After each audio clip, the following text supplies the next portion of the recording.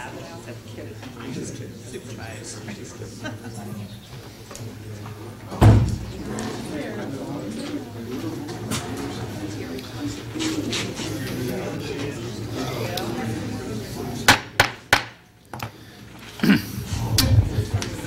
Sir.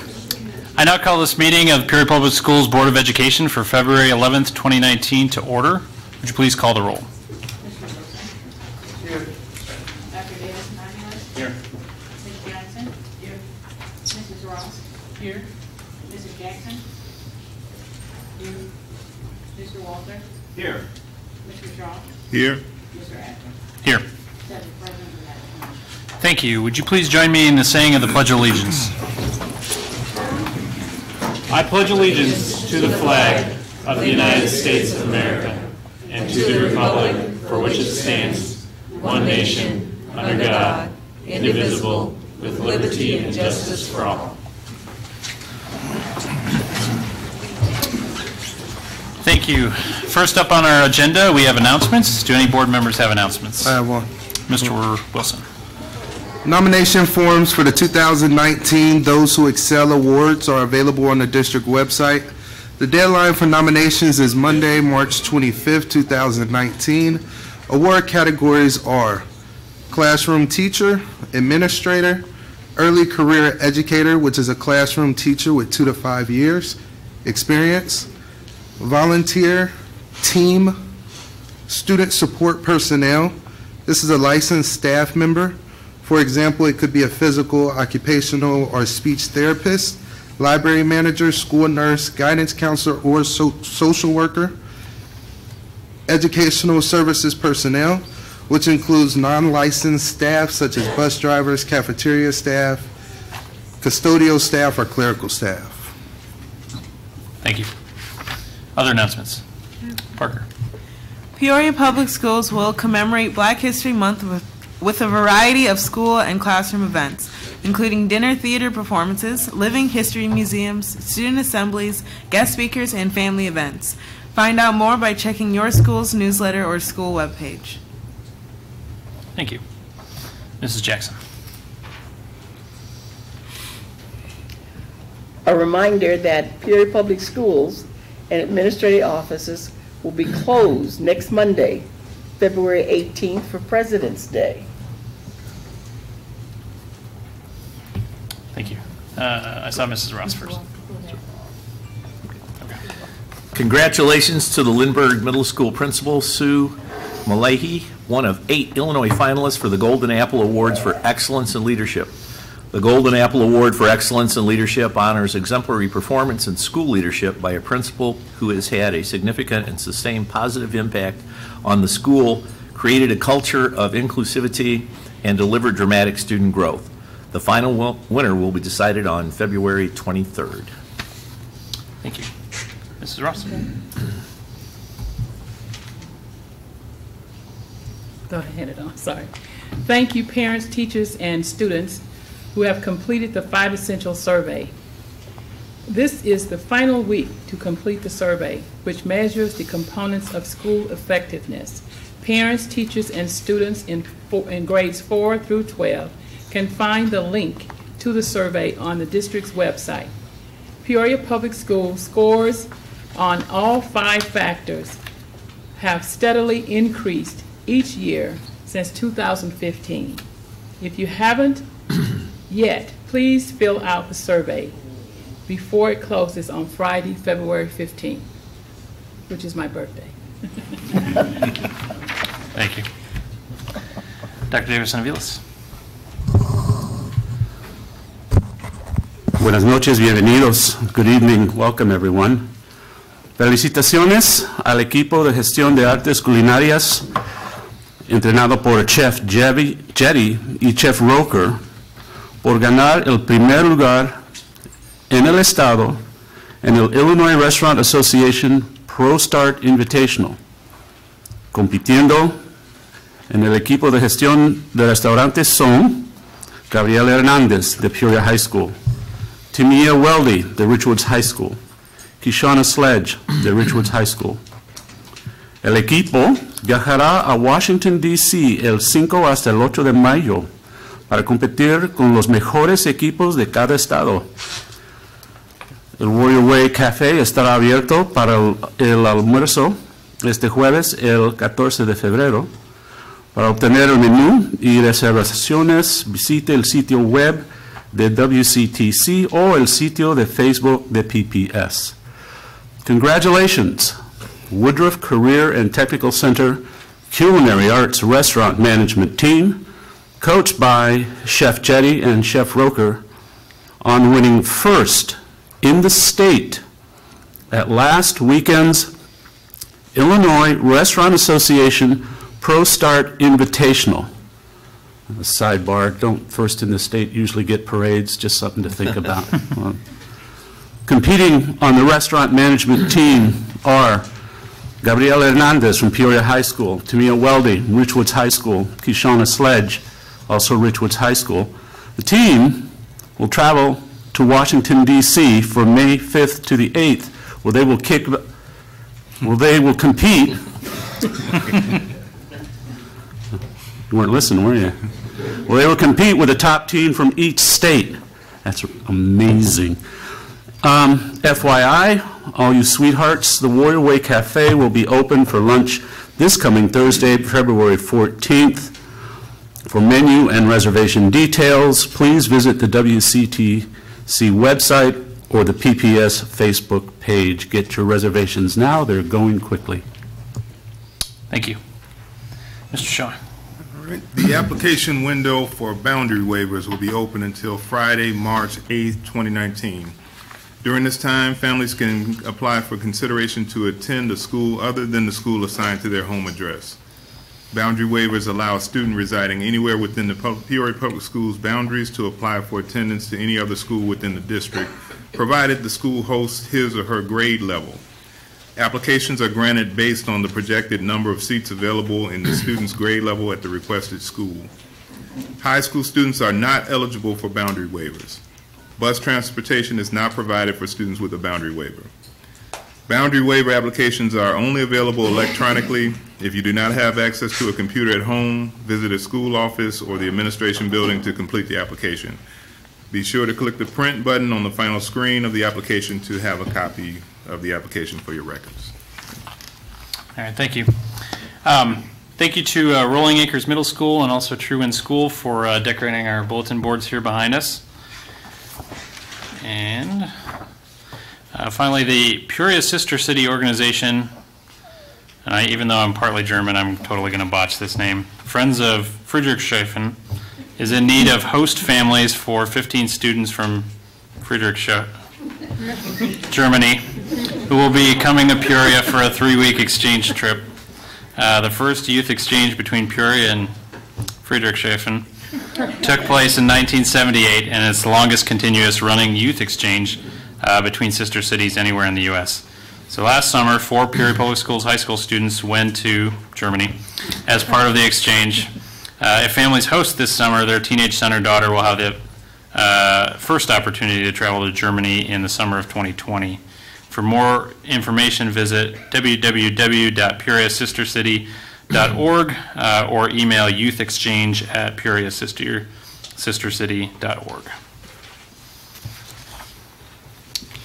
All right. Next up, Mr. Waller. I just had a question for Dr. Vilas. Were you announcing the championship for Woodruff Culinary for the state of Illinois for this year?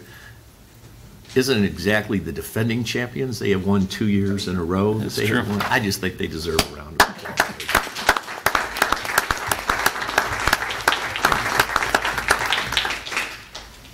That was it. Okay, thank you.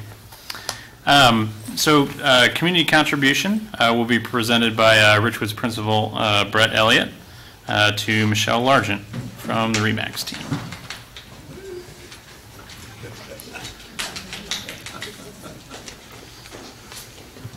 Come on. Yeah, bring your whole team up.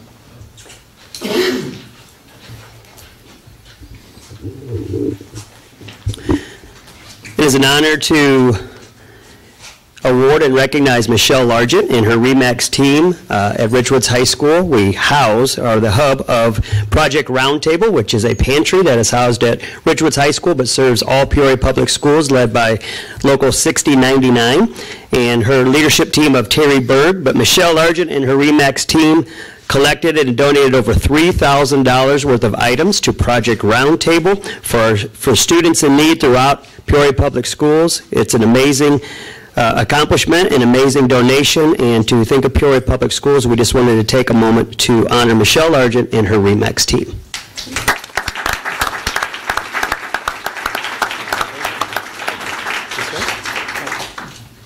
Is that it? Can we have him make some comments, please? Brett, that's not the, yeah. Okay, hey, I'm... Usually we have Michelle, can Michelle make some remarks, please? Absolutely. Oh, of course not. You're at a board meeting. We're not used to people turning away the mic. We talk all day. Oh, anyone who was accompanying you, Michelle? This is amazing what you guys have done. I think this was our second year for the round table, and one of the members had reached out to us knowing that we would collect, usually at Christmas time, we would make a donation. So we chose the round table for the last 2 years, and it just broke our hearts that kids were needing daily items like toothbrushes and shampoo, that all of us go to Walmart and load up a cart, and then they just close down the aisle for like a half an hour when we check out. So we're happy to help out and contribute back to Peoria. Thank you so much. So on behalf of Dr. Karat and the board, we'd like to give to Michelle and her team the Community Contribution Award for 2018-19.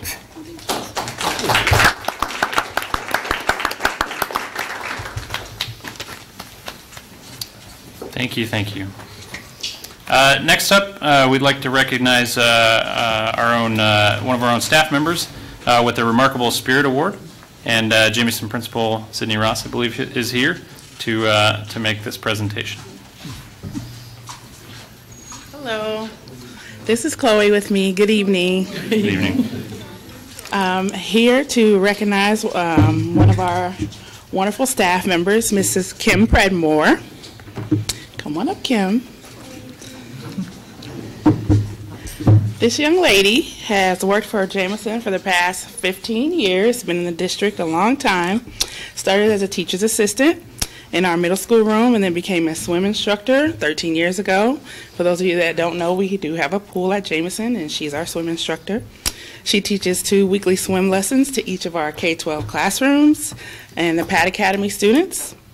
Over the years, she has been able to see kids meet a variety of goals with consistent swim practice, including conquering a fear of water, building muscle tone with exercises, or learning how to swim independently. In 2019, January, just last month, she also was awarded the HOI One Class at a Time Award. Good job, Kim. And today, she's being awarded the Remarkable Spirit Award by Peoria Public Schools. So she won that grant for her awesome work with our unique program with our students. She also completes, I don't know how many jobs at Jameson. She says she answers my phone for me when my secretary goes to lunch every day. So that's her from 12 to 12:30 if you ever call. She fills in the classrooms when we're short-staffed. She's doing bus duty in the morning and the afternoon, assisting and serving lunch for kids, monitoring the kids' feeding plans so that the kids don't get sick. She also helps students, well, I said, get on and off the bus every day. You're doing good. You're doing good. And completes work in the office to make this school run as smoothly as possible. One thing I can say about Kim, I can say a lot of things, but whatever I ask her to do, she does it, and she does it with a smile. She's there, and she's there for our kids. She's seen a lot of ups and downs at Jameson, so she deserves this Remarkable Spirit Award.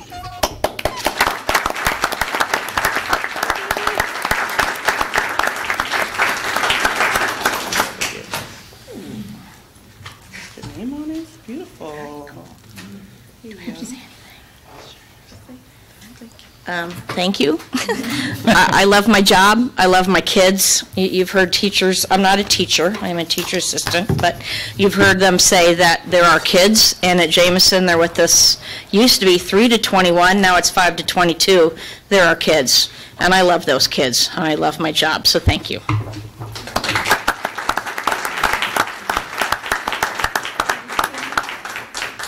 Just wanted to say congratulations, and I will come and visit. Thank you. Next up, under awards and recognition, I have Dr. Crott for most improved attendance for January. Thank you, President Adler, board, and our guests. Most improved attendance, I would like to present some information to you. As you know, every month we sort of highlight and recognize and inspire and motivate our staff, and we have this little competition going on. And for the month of January, we have 3 buildings that they have risen up in the top 3 spots. And kudos to Manual Academy. They've increased by 4% actually, and that is actually significant. They're out of the 70s. They're working hard to get into the 90s. And so Manual is in first place with a 4% increase. Last year they were at 77%. This year, for the month of January, they're at 81%, so that's good. So let's give Manual a nice round of applause. Ms. Z, you're here. What's the trick? Because actually Manual has improved 3 months in a row, so kudos to Principal Zilkowski and the entire team at Manual. What are you guys doing at Manual? Hot chips? Or is that Peoria High? That's Peoria High. And actually you do get bragging rights, that's correct. Thank you. We post this one very, very proudly. So January. And January is yeah. tough, Ms. Z, because kids are sick and it's cold, and so go ahead. We're just working the plan. I was thinking about that on the way over because we've done better. Lots of it, I think, has to do with some of the programming that we're putting in. The students are now excited about coming to school. We have, a significant number who are not just in school, but in school and working. And so there's a different responsibility when you have to be at work as well as at school. So I do believe that's part of what's going on at the school. Awesome, thank you. Not hot chips. Our second place building, Peoria High, with an increase of almost 3%, but to be exact, it's 2.85%, which is an increase from last year. Last year, the attendance in January was 82.6, and this year for 2019, it's 85.4. So Dr. Coleman, principal of Peoria High, she's here, and I would love for you, would you like to make some remarks? Are you sure? How many times in a row now also? You guys are neck and neck? All right, awesome. And you're getting to 90%. We're going to have a big party when you guys, all right. And Washington, is Mr. P here, Mr. Poles? Come on down, sir. Washington Gifted came in 3rd place. And it's hard when you're at, last year you were at 94.78%. And for the month of January, this past month, guess what? It is 97.11%. That's amazing. One of the things that something like that, I have to credit the stakeholders, the parents, the general community. We have a program called Exploratories that our kids get to go all over the place. They learn from some of the people in this room and just a variety of staff. It's very exciting. Kids don't want to be there. We've had sometimes kids, they're racing to get in there on Fridays. It's a little chaotic, and that's okay because they're learning. Also, I just have the team, the projects that happen during the month of January, February, and into March. A lot of the initiatives that happen at Washington, truly a credit to the staff, the project-based sorts of things that they do. That's what makes it happen. They want to come, and we're happy to have them. So thank you very much. Thank you to Mr. Poles, Dr. Coleman, and Mrs. Zilkowski. Great leadership. Peoria High, you're getting closer to 90%, so keep plugging away. I know it's hard also for Washington when you're in the mid-90s to continue to move up. So great work, team. And also, I love to recognize those buildings that what I call are in my 95% club. These schools have achieved 95%, and we have to recognize those buildings. Washington, again, 97% for the month of January. Kelly is at 96.3%. Lindbergh is at 95%, and Northmore is at 95.4%. So kudos to those. We have actually a lot of buildings that are very close, and I know they're continuing to do some either exciting programming or some incentives for kids, and usually kids and families that respond to it. Again, as I said, January is not an easy month to achieve 95%. Between bad weather and illnesses, it's a challenge, but again, congratulations to all of our buildings. All of our buildings actually are making decent gains, and so I would say keep up the good work. Let's see. Yeah, only one of those schools were above 95 last time this year, so it's a great honor to recognize these 4 schools that have that are part of the 95% club. So again, congratulations to all of the buildings and the 3 principals who are here this evening. Kudos to your leadership and just being focused on this one initiative. If kids aren't at the building, we can't really reach them, right? So thank you very, very much.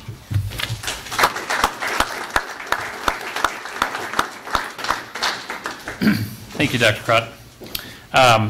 And we know that, as a board, we know that, it's great to recognize individuals, but all of our buildings are a team, including our teachers and our support staff. I know, Ms. Predmore, I believe you have a family here tonight that supported you, and we'd just like to ask them to stand and be recognized as well.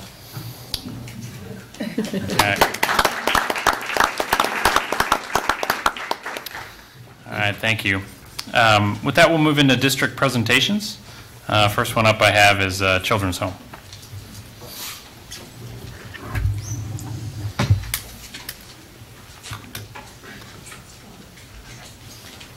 Can I get that?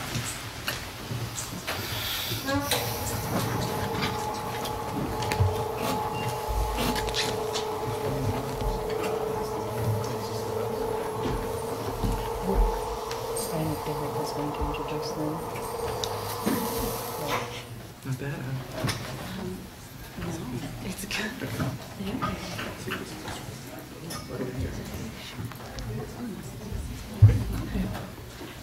Hello.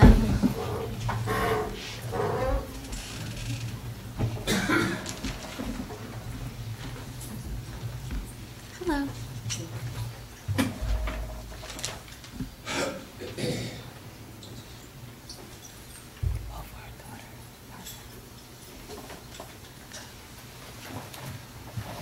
You're good. Thank you for coming. Didn't want to interrupt them. Yep. Okay. Hello, my name is Krista Talbert. I came to share with you some of the good work that we've been doing throughout first semester. You want to pull the mic over? Oh, yeah. Usually I'm loud, but I can mic it up. Is that better? Okay, great. The work we've been doing throughout Peoria Public Schools first semester. So if you do not have a paper copy of this report, I brought extras because you should always be prepared. So this year we've been able to serve 301 distinct students and families throughout first semester. You can see that our middle schools have been very busy this year, with Von Steuben and Sterling having the highest number of students served.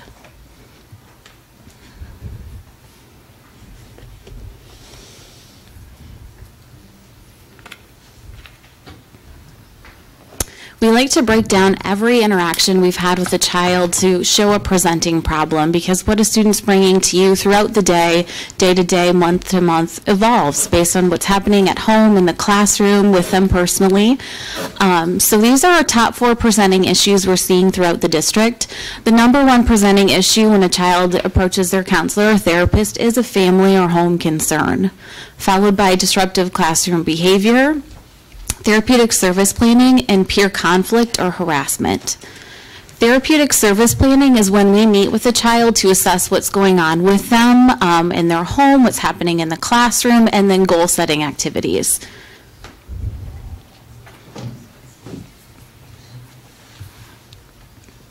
We do have a breakdown by school as well if there's any interest in looking more closely at that.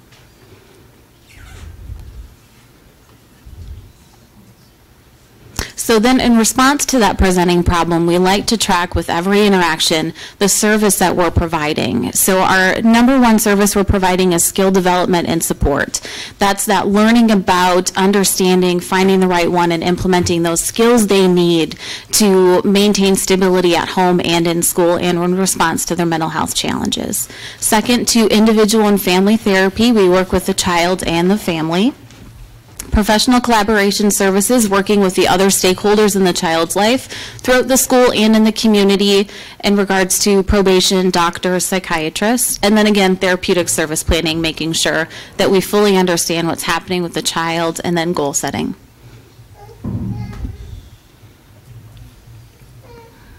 And we break those down by school as well. Finally, tier services. Our goal is to serve primarily Tier 3 students. However, there are going to be Tier 1 students that move up and down the tiers, same thing with Tier 2. There are also some children who have mental health concerns that don't present as externalizing behaviors, meaning behaviors that are disruptive at school. So some of those youth might have lost a parent, they might be experiencing a sense of hopelessness, withdrawal, anxiety. Those behaviors can be very internal, and we still work with those students as well. So you will see we work with students of all three tiers. Of Tier 1 students, we've served 65, predominantly providing professional collaboration services, working with the teachers to implement different tactics in their classroom to support these students. Tier 2, 190 students. You'll see a transition from that professional collaboration into more direct supports with the students and their families.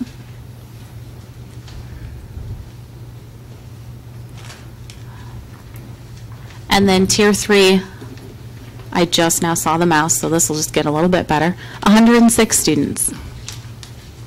Again, really focusing on skill development support, planning for services, a larger, more robust assessment of their needs and mental health, and then therapeutic services.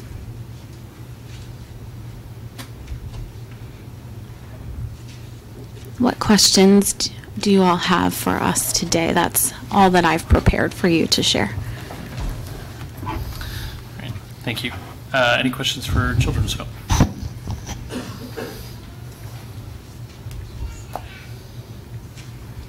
Mr. Walter. Without making this too simplistic, how does your role overlap with Elite and Family Core? We're having presentations by all three of you here. I just wanted to see how you're distinctive from them. What do you do that's different than what they do? Is there some overlapping? If you could help me just explain that to the board. Sure, absolutely.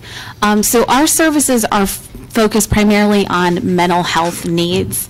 So children that have mental health diagnoses need therapeutic clinical supports within the school. We work in tandem with Family Core and Elite. We're present at many same schools. And so the last time I was visiting one of our schools, Elite stopped by. They had a student that they recognized needed to speak with a counselor, and that student had a relationship with our counselor, so they referred them to us for that session. It wasn't something that needed a disciplinary intervention. They needed to talk to a therapist to de-escalate. So we work very closely with them, but we are there for clinical mental health services. Okay, thank you. You're welcome. I noticed that professional and skill development were high, I guess, on the number of services provided to students. Can you give me some examples of things that would fit into that category? Sure, for both. Yep. Absolutely. So skill development and support is really focusing on coping skills. So one of the things that we find we are often working with students is stop and think skills for building in their ability to recognize, I feel triggered, I feel angry, I'm going to stop, maybe I'm going to take some deep breaths, I'm maybe going to squeeze and release my fists and get some time before I make that decision to have an impulsive or aggressive response. So that would be skill development and support. Professional collaboration is attending IEP meetings, consulting on BIPs, going into classrooms, observing what's happening in that classroom and talking with that teacher about, okay, I've observed this. He's often very upset by sitting next to this other student, so let's try separating them. Just kind of giving that additional support to the teacher when they have a child in their classroom that's struggling. Great, thank you. Yeah. Other questions? Quick question. Sure. So the total number of students served was 301. One. Is that number 5 plus? That won't add up. Plus, because the math doesn't work out. It doesn't. So we look at distinct number of students we have served, but that child may have started the year as tier 1 and then moved to 2 and then moved to 3. I see. So the tier numbers don't add up to 301 because we're looking at each individual child. I suspected as much. Thank you. Yeah, you're welcome. Any other questions? Mr. Wilson. With the elite and family corps, I see there's like a breakdown of the workforce. Mhm. You got like the number of employees working, things of that nature. Yes. We submitted one earlier in the year, but I'd be happy to resubmit it if you don't have a copy. Yeah, can you send it, Trista? I noticed it was missing, I was going to ask you. I'll make sure you get it. Thank you. Yeah, I apologize. We sent one in the fall, and our workforce has remained stable, so if you did have the historical one, it is still accurate. Yeah. Coach, can you get that for us, please? I'll send that. Thank you. Thank you. You're welcome. Oh, I can mention Peoria High.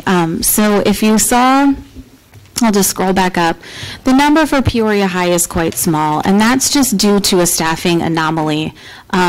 Unfortunately, our worker was only there for a 2-month period this winter.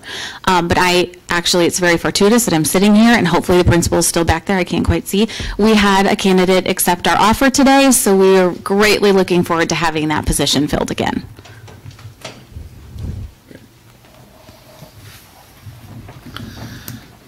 All right, thank you very much. You're welcome. I'll let you go, and then I'll go. Okay, thank you.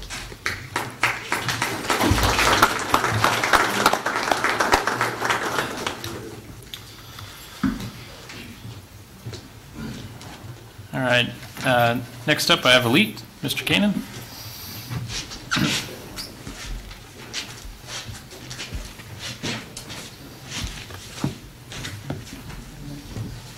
Thank you.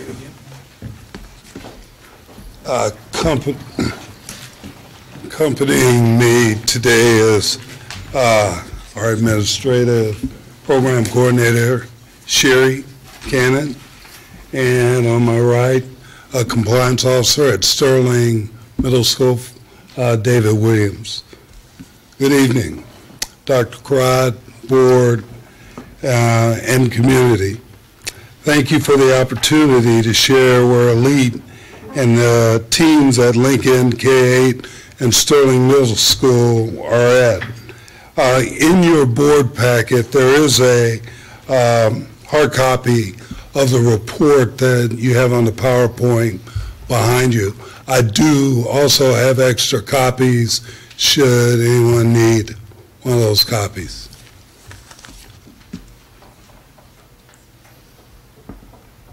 And I am not technically proficient here, so there's a reason I have somebody else at the table.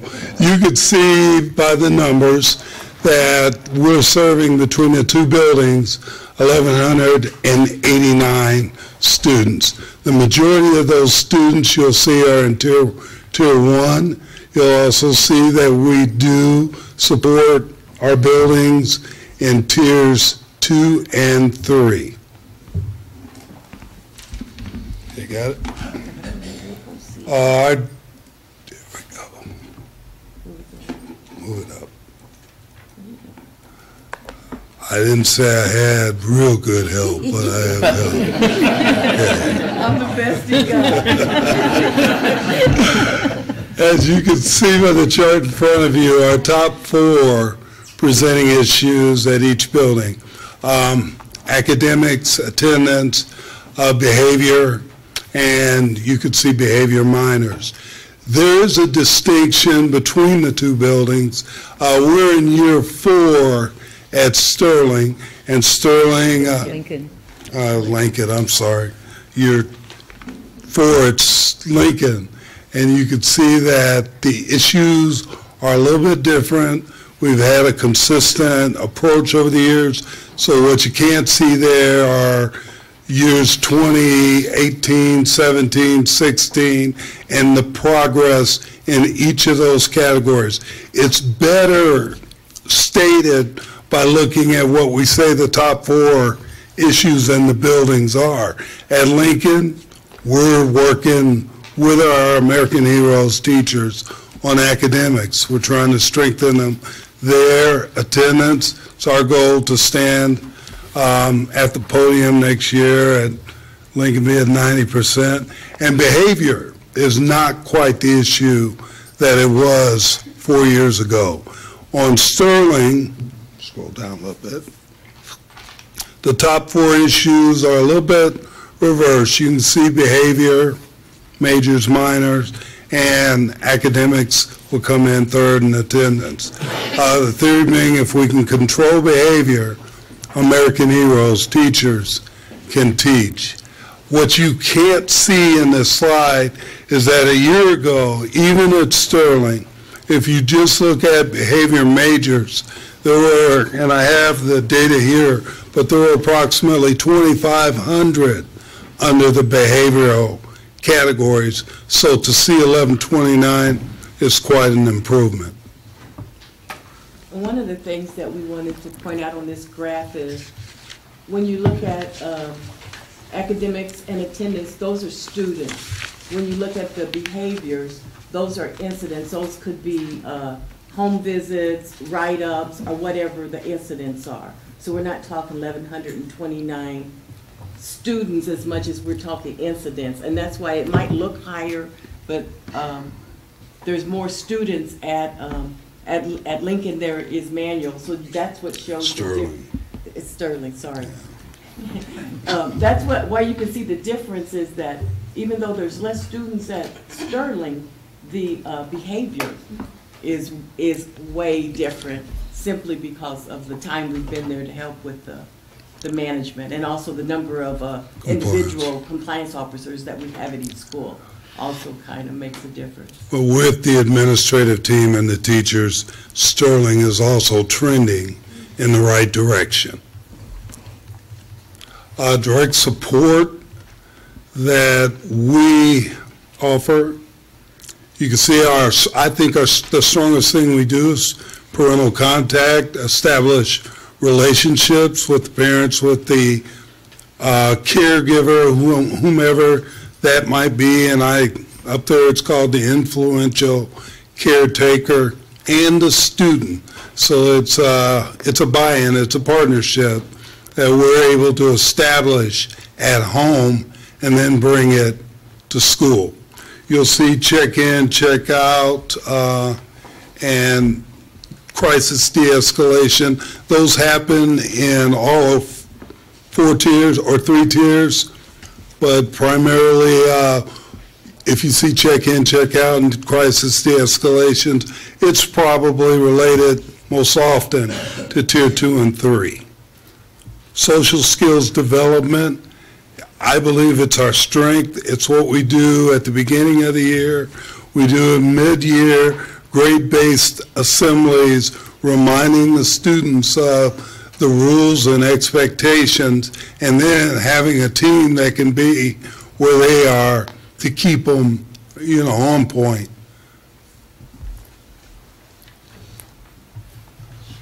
This is just a look at the tier work. You can see home visits in relation to Lincoln and Sterling.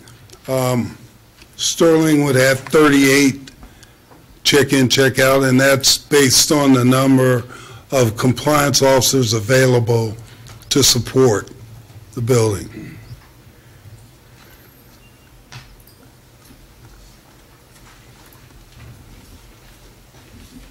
It's tier 2. And please, should you have questions, stop me as we go forward.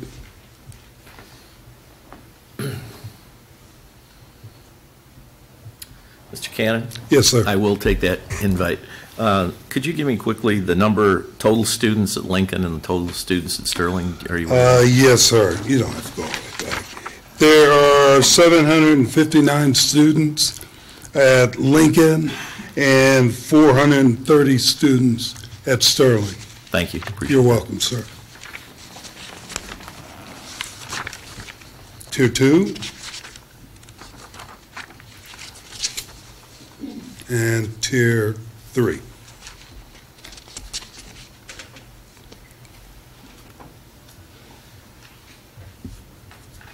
Okay.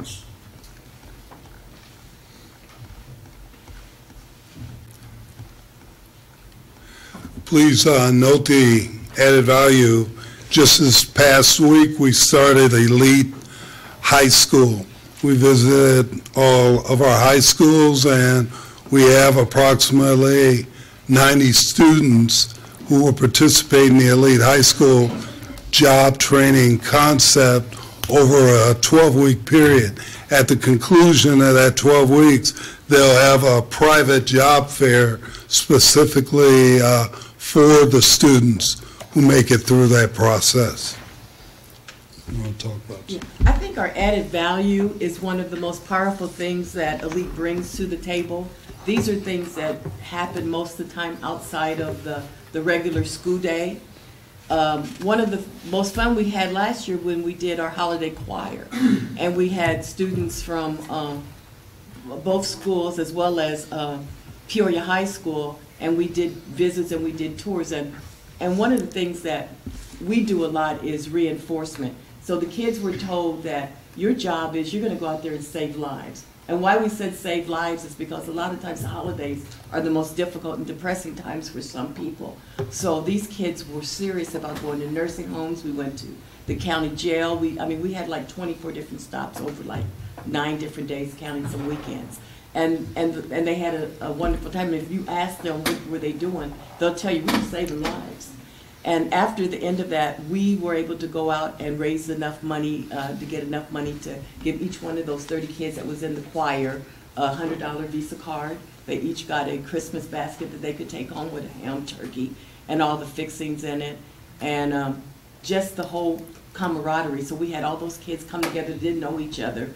They did choir rehearsal on Saturday for a few weekends and did a tremendous job. Some of you had the opportunity to hear them sing, and that was a fun time for them. But we also, at Sterling and Lincoln School, the team there raised $3,000 and provided 30 families in those 2 schools, some of the most needed families, with Christmas baskets and some gifts.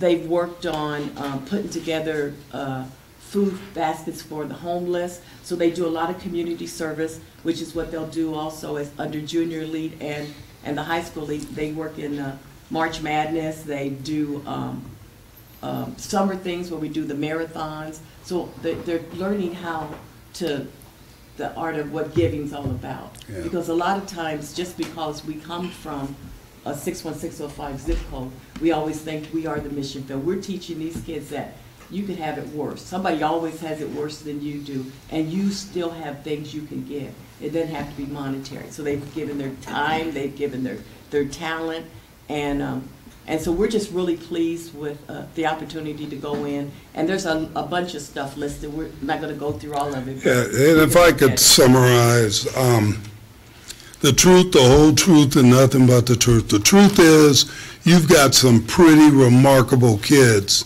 within this community, within our school district. Too often they get a reputation based on a couple of incidents.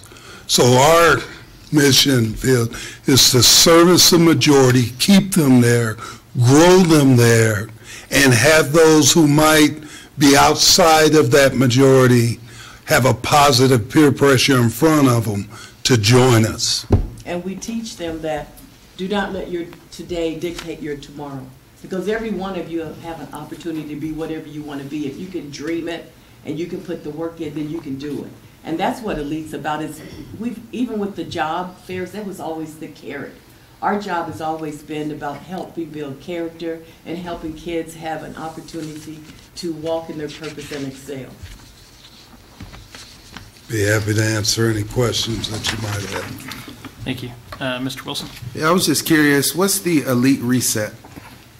Elite Reset was, Dr. Crowd gave us permission a year ago.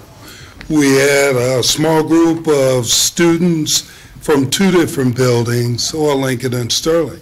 They were having some problems focusing. So we did a reset with them and their parents in an alternate location to get them back in the swing of things. And I'm proud to say we got them back where they were getting their own instructional time along with their peers, and where they had learned to self-correct. Self-correct meaning, what did I do? What would you do next time? How can you avoid it? Thank you. Other questions on elite? No, just on the numbers. On the 1,189 number on item number 1, is that 1,189 different students?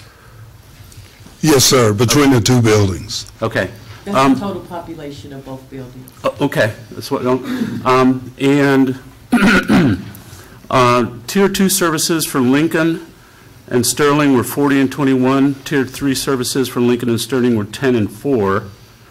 And so, and it's similar actually to the numbers I'd asked before, you know, that the folks who presented for you before. Yes, sir. And it's the same answer. So, I'm sorry, could you? No, go ahead, sir. No, go ahead. I'm She's just explaining that the same answer that Children's Home. The way we get our Tier 2 and 3 numbers is administrative and teacher referrals. Now that is also based on the number of compliance officers within that building. Not overloading any compliance officer with too many. And your question earlier was a great one where it related to, I think it was yours, where we work with Children's Home. They have an expertise, they have an expertise, so does Family Corps.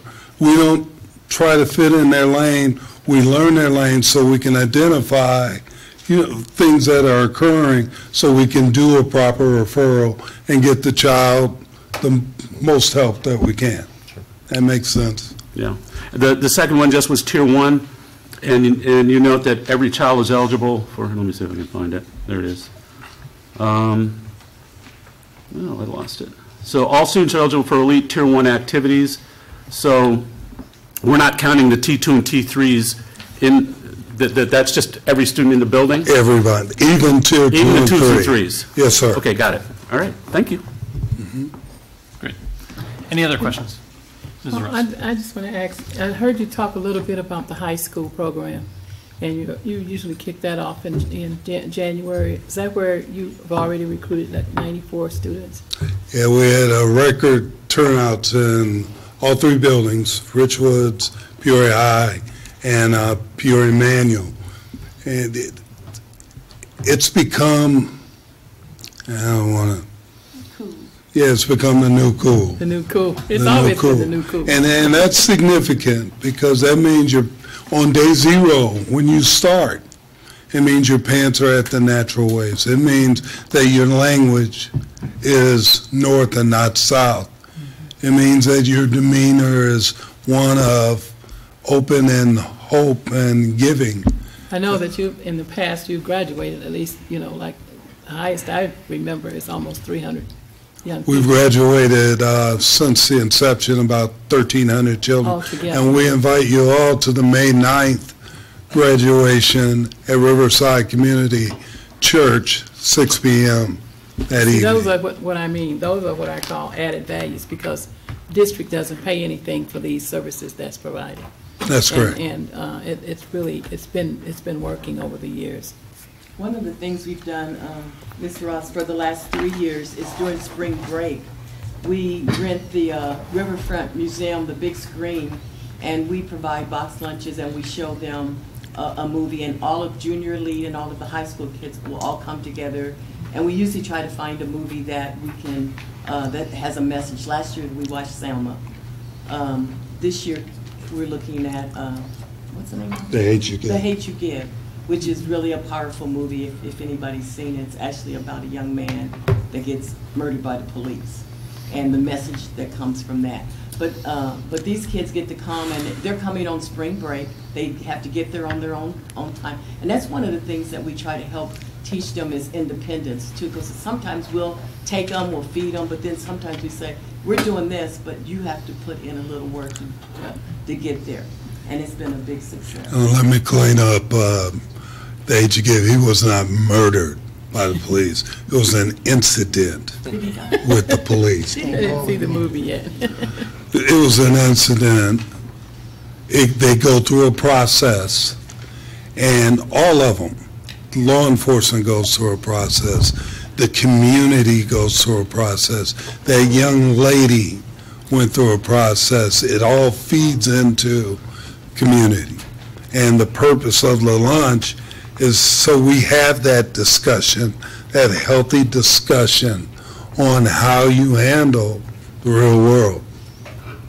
Also, I add that in April, we will, end of February, we'll be at ICC North, all students, March 1st, ICC North, where they'll go through workshops. And then we'll do a retreat in April at Caterpillar Edwards with all students. Thank you. Mr. Shaw? All right, so thank you for the report, and I do appreciate the standardization of the reports that everybody's presenting. One thing I think would be would paint a good picture if you could show the multi-year reports by schools, so that way we can see what the trends are. So if you could add that type of graph, yes, sir. That would be instructive. Absolutely. Thank you. Is the workforce demographics, is that your workforce demographics? That's correct, sir. And your workforce is 100% African American. Is there any efforts to hire any Latino or white staff? To that question, yes. We have had Latino. Mr. Cruz was a long-time compliance officer at Lincoln K-8, and Ms. Heather Terry was a Bradley graduate who interned and then took a full-time position. She's a white female. She was with us at Lincoln as well. Look for quality people from all walks of life. Great. Thank you. You're welcome. All right. Thank you.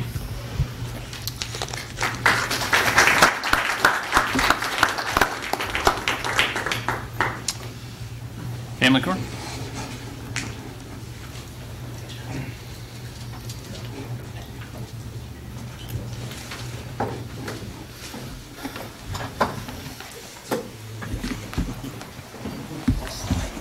Thank you for having us. With me is Mr. Sam Duran. He's just joined our management team at Family Corps this month, and I'm very proud of him. All right, we got this. So we've served 2,529 kids. Listed below is the name of the schools and the number of kids that we have served those kids at.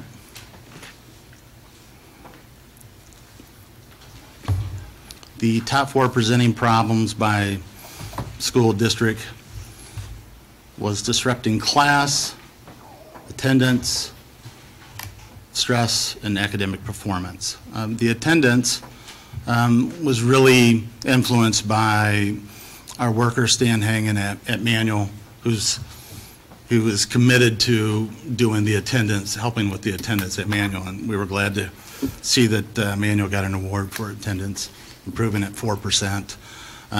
So his work is being recognized on that. So the top 4 presenting issues are broke down by the school below.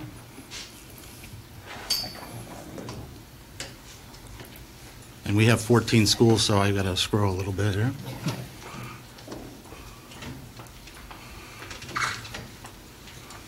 The top 4 direct services provided were group social skills, attendance interventions, crisis intervention, and check-in, check-out. And again, with attendance, we're doing a lot of work at Manual. Mr. Hangen is, and he's doing a great job. breaks it down by school again, their top 4.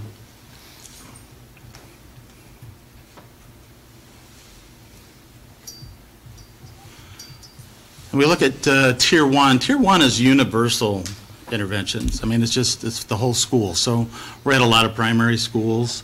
So we serve a lot of kids, and Sam is currently working at Maud A. Sanders, Dr. Maud A. Sanders. It's the little things that we do that try to, help the day go along for everybody. And so, classroom observations, group and individual social skills. We do snack pack coordination. For example, at Thomas Jefferson every Friday, we do that for 250 kids. We want to make sure that they have food for the weekend, but we do that at other schools too. Not all of them, but all others. Last weekend, we spent some time helping a mother move because one of the local apartment complexes was condemned and they had to get out by the end of the month. And so we rented a U-Haul and got her moved, got her beds. And so it's the little things that we do. It's not always the big things that we do, but it's the little things that we're doing in conjunction with that. And so from everything from just greeting the students when they come in and the parents come in, supporting the transition from from class to the cafeteria, from the bus to the school. The transitional periods are the most difficult because you tend to be outnumbered. The adults tend to be outnumbered. Kids don't do well with change, and so it's important to have as many adults as possible there, and we're there to help. So these really are Tier 1. The majority of our kids out of the 2,500 plus, 2,345 kids that were served. Number of students served and identified to Tier 2, we have 115 kids. And these are kids that are receiving, individual and group social skills, life skills, groups with individualized features, parent contacts, home visits, crisis intervention, mentoring. Before school started, we usually participate in the Because We Care attendance prevention, trying to get out there for some of those kids who have been identified as having issues the previous year, and we're walking step by step with teachers and principals and visiting homes. These are our top 4 services provided to the Tier 2 kids. It's group social skills, crisis intervention, check-in, check-out, and individual social skills.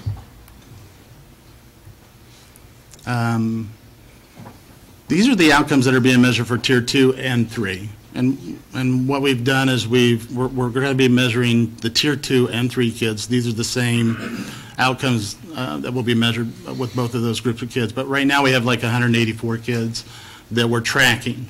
93% of the kids are really Tier 1, just get those universal supports, a little hurdle help to get over whatever it may be that's ailing them during the day. But here's the heart of this, and that is we're looking for attendance rate, impact on that, reduced discipline, referrals, academic promotion. We're measuring global functioning as measured by the youth Columbia scale, and this year we introduced the parent Columbia scale. So we're happy with that.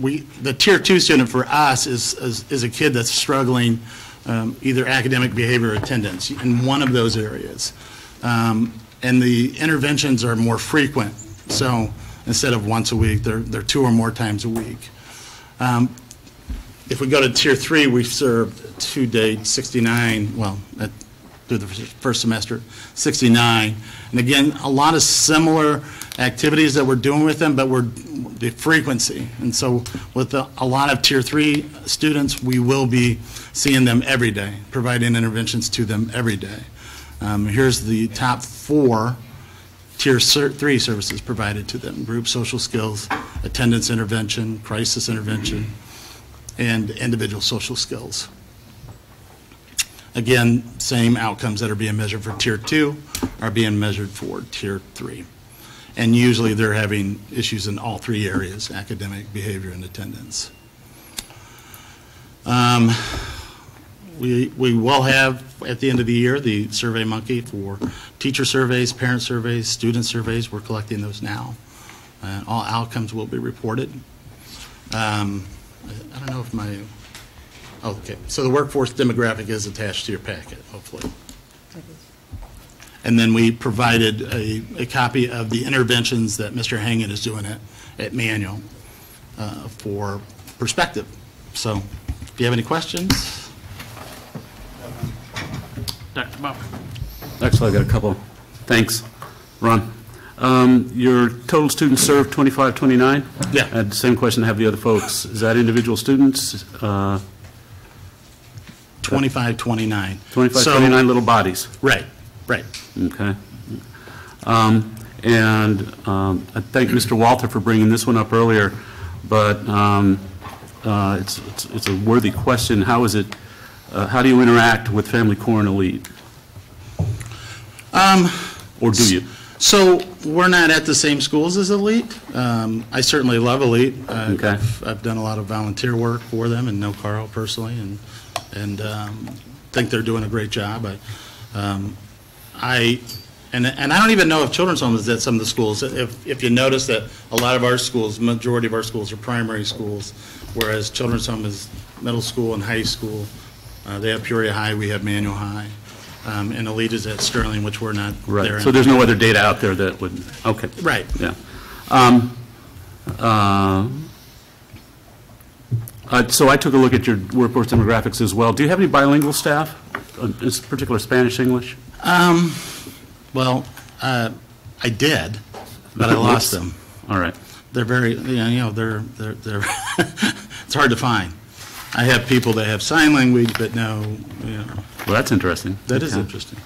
I have one person that does sign language, so. All right, thank you. You're welcome. Mrs. Ross. I just have a quick question on, you mentioned youth scale. What kind of scale is that? The Columbia Youth Scale. Yeah, what does that measure? So this measure global functions, measure their interpersonal relationships, it's a self-report by the student. Oh, it's a self-report. It's a self-report by the student, self-report by the parent. So this year we've introduced the parent. We've been doing the student. Last year we did it. This year we just are adding the parent component to that, which has been really good. About 61% of the parents to date have said that their functioning of their child has improved. It's kind of hard out of the 20-something hundred to measure, to look at unduplicated numbers, right? That's an unduplicated number. That is an unduplicated number. Yeah, the 20, yeah. And a lot of that has to do with the universal preventions. So when you talk about Tier 1, that's every kid.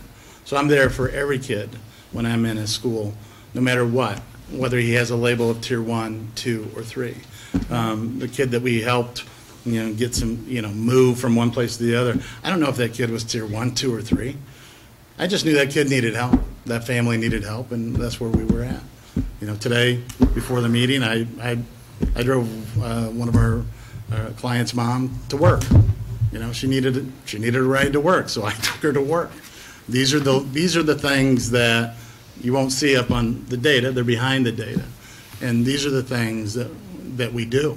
And I would say that's consistent with what Children's Home is doing and Elite is doing as well. I would say those are the things that really count. I would too. Thank you. Thank you. Mr. Walter. I had a question too. Did you mention that there was a parent and child that you had to move out of an apartment building because, and I don't need to describe the apartment building, but it was a North End apartment, as I understand. It was out here somewhere. Out here, that's all I need to yeah. Thank you. No, I mean, what was important for that is that I think at times we view the support for being, in 05 or just the Valley, and you are district-wide. Right. And you can tell by the, things that have been on here, and so that was important, too, that you've done that. You offer these services, like you said, to all children. Right. So I appreciate that. Mr. Wilson? Yeah, I just wanted to say that truly do what I appreciate about both programs, Family Core and the Elite program, is the work you do outside of the school as well. So that situation with helping that parent with the ride, also with the apartment situation and everything that Elite does, moving forward, that's the type of support that I feel our students are going to need. It's not just going to be inside the classroom, Right. Doing things outside in the community goes a long way. So just want to say kudos to that. Thank you. Thank you, Mrs. Jackson. Thank you for bringing that up, Mr. Wilson. I know there's so much that you guys do that's not up on that sheet for our families and for our children.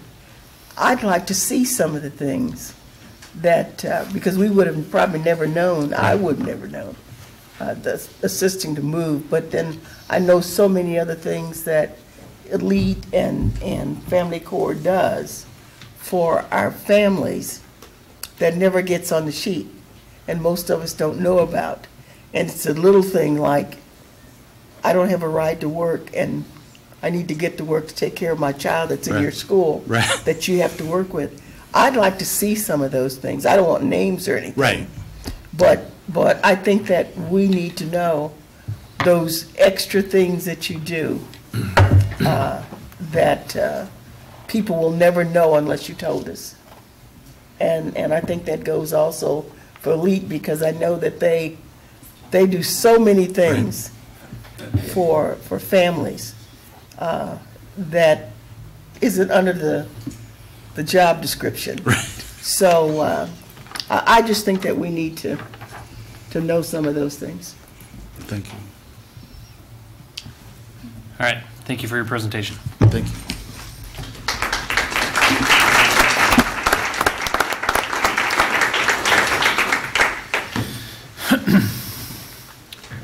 All right. I want to get the screen.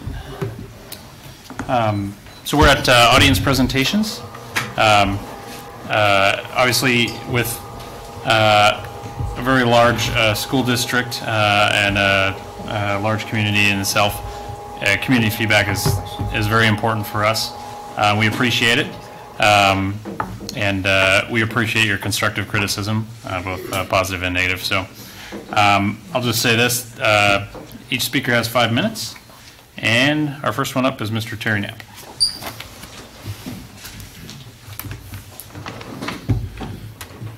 Yes, I'd like to congratulate you again on the bulletin boards, as was mentioned earlier. And I reflect back to a few years ago when Lathan was here, and for 3 months those boards were completely blank. I mentioned that to you before, and you all should take pride in the fact that those schools are presenting those boards in such a professional fashion that the public really appreciates it. Continuing, I'd like to go back to a tour I took with Jim Ulrich and 18 other people on the Osher tour to Quest back last spring, and when Nicole Wood was the CEO and Mr. Fleege was the board president, they both were very critical of the K-4 program here in the district and said that Quest found it hard to recover to ever make up the ground that the children lost in K-4. That's just a fact that was mentioned to you before. I think it's important that now that Ms. Wood is the head of K-4, the way I understand it in the district, I would like her to come forward in the public forum and tell what she has done to improve the K-4 education to catch it up with the Quest program, basically. And at the same time, I would like somebody from Quest to explain to me or to explain to this group or the public how children go there, start there in 5th grade, and now we have the JV basketball team there has been unable, has actually forfeited several games to out-of-town opponents. I think I was told they're going to forfeit this week to Canton because a large number of the JV basketball team is ineligible, academically ineligible. And if they have such a great program, I would like them to explain to the public how those kids could possibly be ineligible and how they're not being mentored to at least keep a D average or whatever it takes there to be eligible. I think it's, I was down at the Quest game the other night down at Woodruff, and parents and adults alike without children there were complaining about the fact that these kids are ineligible and the fact that not much education is going on at Quest to begin with. I think that should be reported to the public, and again, should be reported to the public how Ms. Wood is bringing us up to snuff, if you will, so that the kids from our district can go into Quest and be academically ready to enter 5th grade. Also, I'd like to mention a year and a half ago, approximately in November, we started a committee of Peoria people and administrators talking about the year-round calendar. And at that time, Mr. Copeland was in charge of that committee. I went to one committee meeting in November, a year and a half ago almost now, and then I went to the second committee meeting on February 2nd of last year. That's over a year ago. There have been no committee meetings since then, so I can only assume, and that's a bad word, I know, but I can only assume that we've dropped the idea to have the year-round calendar. I know it was talked about we were going to wait a year and a half and have meetings with the committee and the community for a year and a half and present as much information to the committee as we could. I know we presented 42 pages of information from other communities, tried the year-round calendar and did not use it or got rid of it. And we asked that that be put on the website for the district so that the parents and the teachers and the public in general could be aware of what the year-round calendar does in other communities. I'm hoping that you'll be giving a report before you implement the year-round calendar, because there's only been 2 meetings in a year and a half, and it seems like, you know, we were going to have all kinds of meetings, and once we had meetings and gave the information that was asked for, the meeting stopped. So hopefully you can report on that in the future. Thank you.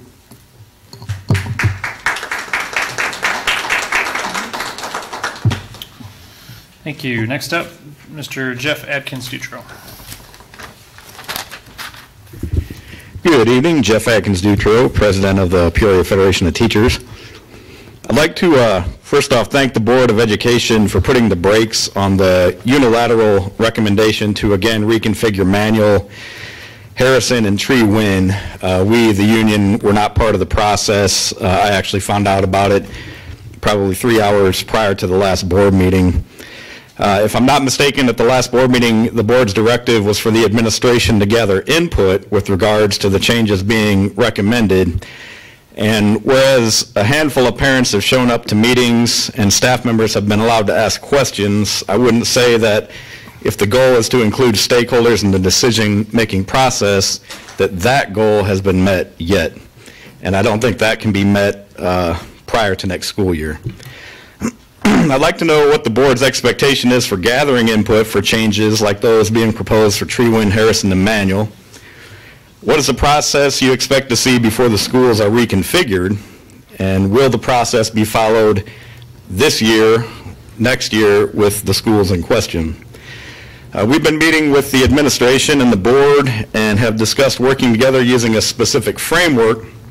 Somehow, though, there's always a major decision such as this one that escapes us. And we will be curious to see if a process, including stakeholder input, is followed for Tree Wynn, Harrison, and Manual, or if the same exact plan initially proposed is the same plan we end up with. In other words, is there really a process for working through changes together, or isn't there? I go back to what I said in my last speech. Before any new changes are made, changes that have already been made must be analyzed. Any future changes must be made with the entire district in mind. If we're going to embrace a vision that reimagines education, I have to ask, how is recreating traditional elementary and middle schools going to further that vision? I can guarantee you it won't. I must also point out that when changes have been made in the past, resources and supports have been promised, yet they have not materialized. So when our teachers hear that resources and supports will be included in future changes, at this point we absolutely do not believe it. A good place to start looking at previous changes while giving it a year before making any new changes would be Tree Wynn. Supports that were promised when programs were moved from Woodruff to Tree Wynn never materialized. The wraparound center is vacant every time I go there. The therapeutic school, which was promised all kinds of supports, was moved out of its state-of-the-art facility to make room for empty office space and given in return a makeshift wing on the second floor. It looks like a prison. The doors don't work. The safe room is safe rooms plural, in my opinion, look dangerous. The whole wing is painted kind of like the stairs and the white there. It looks like an episode of Lockup Raw. I have to say, though, kudos to the teachers and staff members doing everything in their power to make that work, but they need the resources they were promised, and they need those before any more changes are made.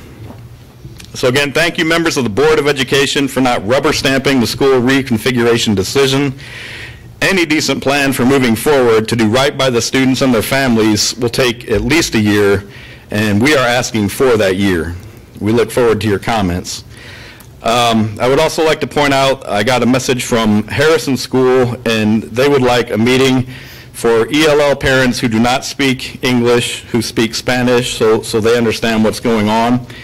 Also, I'm looking at number 6 on your consent agenda. I have no idea what's going on with that. If that could be explained, we'd appreciate that as well. Thank you.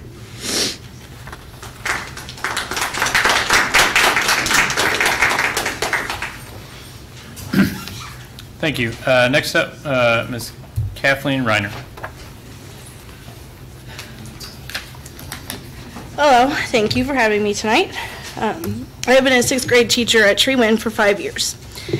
To say this plan to change our schools in the South Side saddens me is an extreme understatement. I have already seen plenty of changes that my students have had to work through in my 5 years there. 2 weeks ago, our principal came to us very unexpectedly to let us know that this proposal was being proposed to the board. That February 1st, that Friday, we were informed by email through Dr. Carot's secretary that Dr. Carot would be attending forums at the different schools and the community would be welcome. The email also stated that the meetings would be advertised.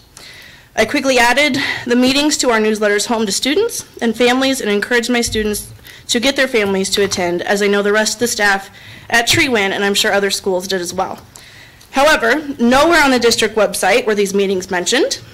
And it wasn't until the forum at Harrison had already occurred before a news agency was made aware of the forum at Manual High School for the next day. This is only publicized after personnel from the news agency themselves reached out to the district to gain information on the meetings. This is just the first instance of disrespect that I feel has been shown to the staff and students that will be affected by this change. When it was our turn at Treewin to meet with Dr. Carot, she arrived very welcoming and ready to talk to us, and she stayed well over an hour, and it was very much appreciated by all of us. However, I left feeling even more confused than before. When asked why this proposal was presented, she continuously referred back to the students needing the middle school experience.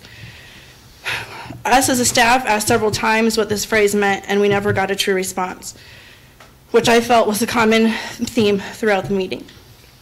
What experiences are going to be given to them at Manual, or not giving to them at Manual, that will be at Treewin? What are the differences going to be? If this can be explained, maybe we would all be a little more clear on the plan and feel more comfortable for our students, because after all, that's why I'm here. I'm here as a voice for my students. Several times when asked what kind of supports the students would be getting, the reply was, well, we have ideas to help that. When asked what these ideas were, none were given. If the very people presenting this proposal cannot or will not give us real answers, when will we get those? When will we get the answers?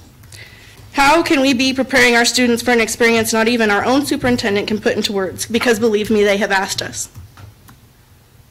Over and over again, I keep coming back to the toll this will take on the students' education and their emotions. In this district, and I believe specifically to the neighborhood I teach in, trauma-informed education trainings and awareness have been a constant topic in our professional development and our discussions as a staff. Our students no doubt face trauma every day, some that we will never know about. While it may seem overdramatic that this change could cause even more trauma for our students, sometimes the only safe place our students have is at school with us.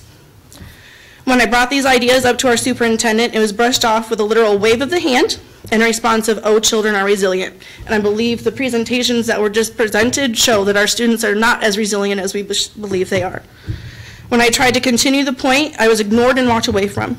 My students endure events every day in their daily lives that would hurt me to even describe here, that bring chaos into their lives, and now people in our district are expecting the students who endure the most to have to go give up the places they feel safe and go through even more chaos.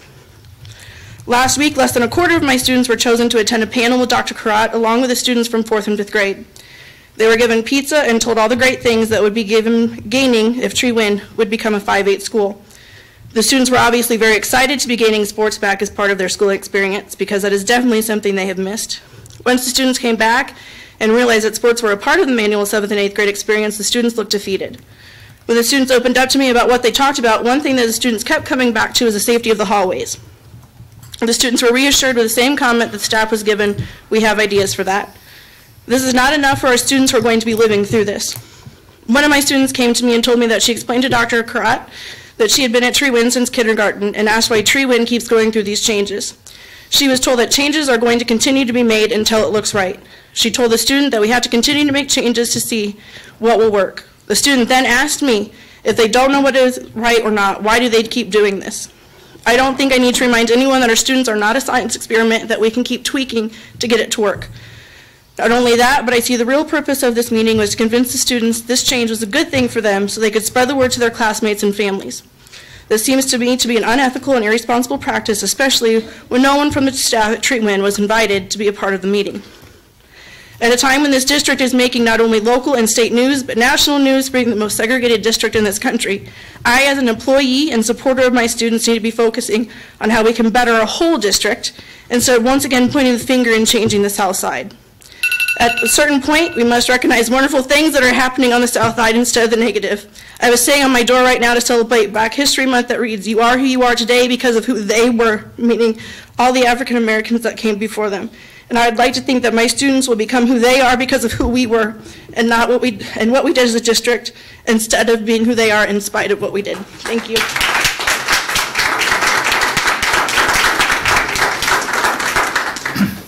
Thank you. Ms. Heidi DeFrome, like somewhere close. Closest Germany. Hi. Today I'm here to speak for my students. Not just my present students here at Tree Wind, but also my past students who have already moved on to the Manual building, as they are still my kids and always will be. I'm here today because my students deserve more from this district. They are wonderful kids who work hard for what seems to be small gains. They are more than a number on the page, a statistic in the news, or a kid from the South End. 2 weeks ago, we were called to an impromptu staff meeting, only to learn of the plans for yet another big change in our building. To our surprise, this change was already being proposed to the board that very night. Thankfully, the board tapped the brakes and encouraged some community, teacher, and student input before further consideration. Dr. Karat held a meeting at Tree Wind last week to discuss the proposal. During this meeting, we brought forth many points of concern, which you received in the form of a letter. Change I can accept, but many of my students struggle with this seemingly simple concept. Dr. Karat stated that kids are very resilient, and I wholeheartedly agree. But they shouldn't have to be resilient at school. Many of my students endure adversity in their daily lives outside these doors. But here, in this building, they shouldn't have to. They get to be what they are, a kid. They trust us because they have known us since they were in kindergarten. So they let just a little piece of that wall that they've built down each year for us. During our meeting, many of our questions were answered with vague non-responses, such as, "We have ideas for that, and we're going to have to tease that out." Education is the most important thing for these children. Education is one of the only ways my students can change their standings in life. Why in the world would we leave that to teasing out? Dr. Karat, you also pointed out that it takes 5 to 7 years to see a plan be effectively implemented. But Tree Wind's program has not remained consistent in the 8 years I've been in the district. We've gone from a K-8 to a K-6 and then a 1-6. Over the past 8 years, I've been here through the rebranding of TTP, addition of 2 autism rooms, and the expansion of TTP, and most recently, the addition of the wraparound center. Due to this, we lost classrooms, hallways, stairwells, and bathrooms, which has seriously affected the scheduling and daily operations of Tree Win. We have also gone through 3 different reading programs over the past 8 years, each time causing upheaval and tension among staff, causing the students frustration and instability in their education. In the past 8 years, only a small handful of staff have remained at Tree Win the entire time. We originally had an MOU to keep highly qualified staff, and that has been taken. With the proposed changes, less than 1/4 of the current staff hold credentials to teach in the middle school experience as Dr. Karat has envisioned. This means 3/4 of our staff will be displaced. When a professional educator prepares for an interview, they bring their A game. If teachers are putting forth the effort to prepare, what is keeping them in this district? Dr. Karat also spoke about how dedicated Tree Win staff is, and she's right, we are. Honestly, many of my coworkers remain here at Tree Win for each other and for these kids. With a teacher shortage, some may choose to find an option that better fits their current situation, such as a better commute, family considerations, or more consistency. It is possible we don't need a complete overhaul of the program. Perhaps all that is needed is a different or increased supports to mold these programs into an experience that will benefit our students. Will a facility change really solve the things that aren't working at the Manual Academy? Could we bring back more of a community-based centered neighborhood school with K-8 instead? These are just questions that have come to mind as I've been writing this. Why are we in such a rush? Give us a year to sit down with a panel of students and staff, not just from this district, but also from schools in the area that have created successful programs with their middle school age students. I'm not against adjustments to our current programs. However, I do not believe that we can effectively implement a successful program with integrity in such a short time frame. Thank you for your time.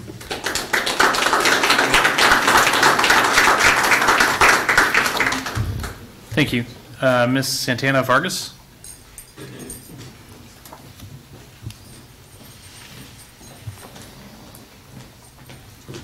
Good evening. I'm a parent at Tree Win Middle School. My son was in kindergarten last year, and now he's in 1st grade. I was upset to hear that we're changing Tree Win, wanted to change Tree Win to a 5th through 8th. I agree with what Mr. Dutro said, and the teacher back here said 1,000%. They just took the words right out of my mouth. Some of these kids, their only stability is them going to school every day with these teachers. Relationships have been established with the parents, with the teachers, and the administrative staff. There was something said about the transportation in regards to the school from Tree Win to Harrison, that the parents would have to pay $150 for transportation to get the kids back and forth to school. And with these changes, some of these kids, they need stability. And by them changing the school, it's going to affect them learning. And I just oppose for the change with this school. I think they should keep it the way it is. Thank you.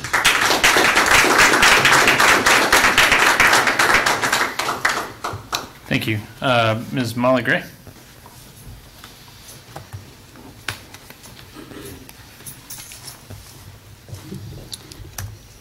Good evening.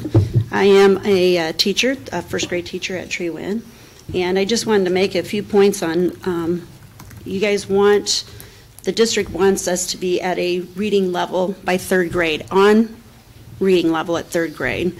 Okay, my background is in early childhood, and if we don't get to those younger kids first, that's where we really need to start. And if you look at Tree Win, we were a K-8, K-6, now we're a 1-6. So we've taken kindergarten out of our building, and that makes it a little bit harder on some of our families also. They have that transportation of kindergartner going to Harrison or another primary school, and then trying to get their other children to our school. Same time change, no time change, so we all start at 8:30, we all end at 3:30, and it makes it hard for those parents. And when they don't have busing provided for them also, that is also a hardship for them, okay? For the early childhood, it has been in research shown that your kids from birth to 3, the biggest significance in brain development, same with up to age 5. Okay? We have to catch these kids earlier and earlier. We need to provide pre-K and kindergarten in the 05 area. Okay? We do have, I know, I'm all for 7th and 8th coming out of manual and coming back into our schools so that we can become a whole community school down there, a neighborhood school, that we are K-8 for us and for Harrison and that. But also, we've heard a lot of 7th and 8th grade, you know, those parents are wanting those kids out of there. What about the pre-K? You're okay with pre-K being in a high school? Why aren't we putting them in our primary schools? They need to be down there. Same with the pre-K. I know we have pre-K over at Woodruff. Why are they at Woodruff? Why are they not in our pre-K buildings? They're going to go, if this is their neighborhood, these are their friends, these are their peers, they should be able to go to school in pre-K at their home school, then go into kindergarten and 1st grade and go all the way through instead of being shuffled from school to school. I know the Woodruff is kind of an overflow of Valeska Hinton, but manual, why is manual housing pre-K? Let's bring them back to our schools. Okay, Harrison, Treewin, we need those down in the 05 area. Our kids, if you want them on reading level by 3rd grade, then give them a chance and an opportunity to be in early childhood and get those services that they need. We can get speech services, OT, PT, we can get all those things started and going for them. And we really need to push for those kids to get into those programs. But if they're not provided for them or transportation to get them there, I have a real issue with some of our parents having to pay $150 per child to get a bus. I sure wouldn't let my kindergartner walk in some of this cold, cold weather. Our sidewalks are not clear down there. There's just a lot of issues, you know, that go on with that. And I know there's busing provided at other schools for their younger students, and we also need that for our students. Okay? We also want our families to stay together. That affects our attendance. Just like our kids are coming in either tardy or they're picked up late because they have to go to Harrison and get a kindergarten student first, because then they come to us. You know, I'm not marking mine late because that parent has no choice. You can't be at school until 8:25. They don't have a choice but to be late at one building or the other. Same with pickup. You know, we're not hounding these parents for that. They want an education for their kids just as much as we want to provide that for them. Also, right now with us down at Treewin, I know, speaking for myself, I just have no trust in this district, and I know a lot of our parents. We had a forum at Harrison. We had a forum at Manual. Did we have one at Treewin? No. Why was Treewin not provided a public forum for our parents to come to? They should also have that opportunity to come back into their school, their home school, and to be able to voice their opinions. We did not have a lot of parents at either one. I went to both meetings.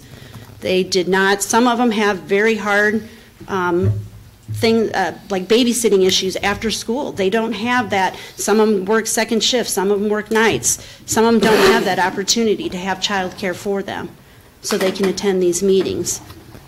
Okay, and publicly, other than us as teachers telling our parents, I did not see publicly where they were announced, even on the website, so that these parents could come to these meetings. Okay. We have continued to have things done to us and not for us, just like when we had different programs come down to our building. You're not being dumped on. That's what they would say when they would come down. Yes, we are, because you don't provide enough support for them. Okay? So we just really need consistency in our building and for these parents and for these students to do what's right for them, especially the early childhood children. We really need that support for them. We need to provide that for them also. Thank you.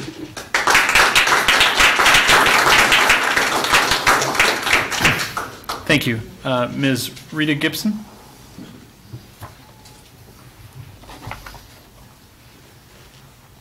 Good evening. In respect to the board, I am also from Treewin, and after attending several of the reconfiguration forums that I have been presented, I have a few things that I would like for the board to consider. As I am sure the board already knows, our children are faced with many challenges that children their age should not be faced with. And our parents know this as well.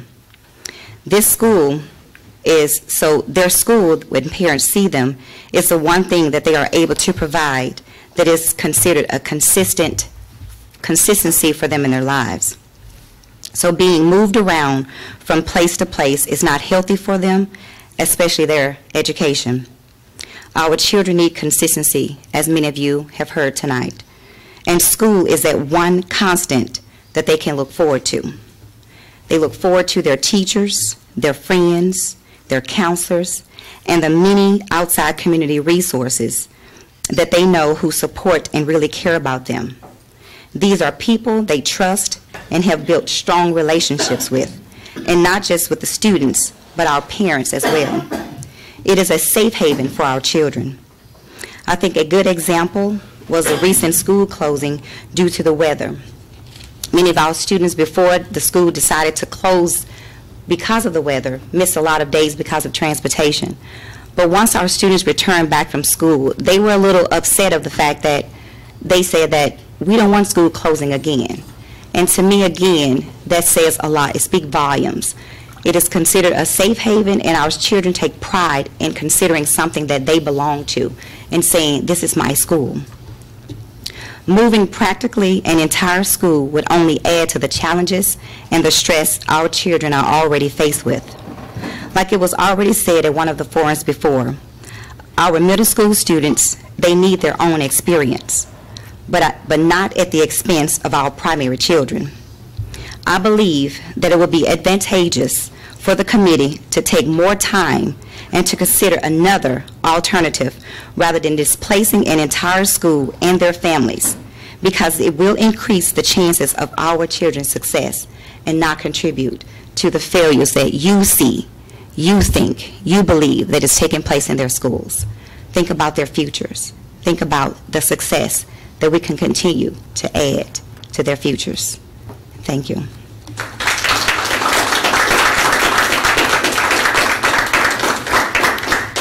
Thank you.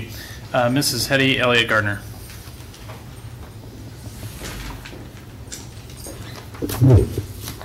Good evening.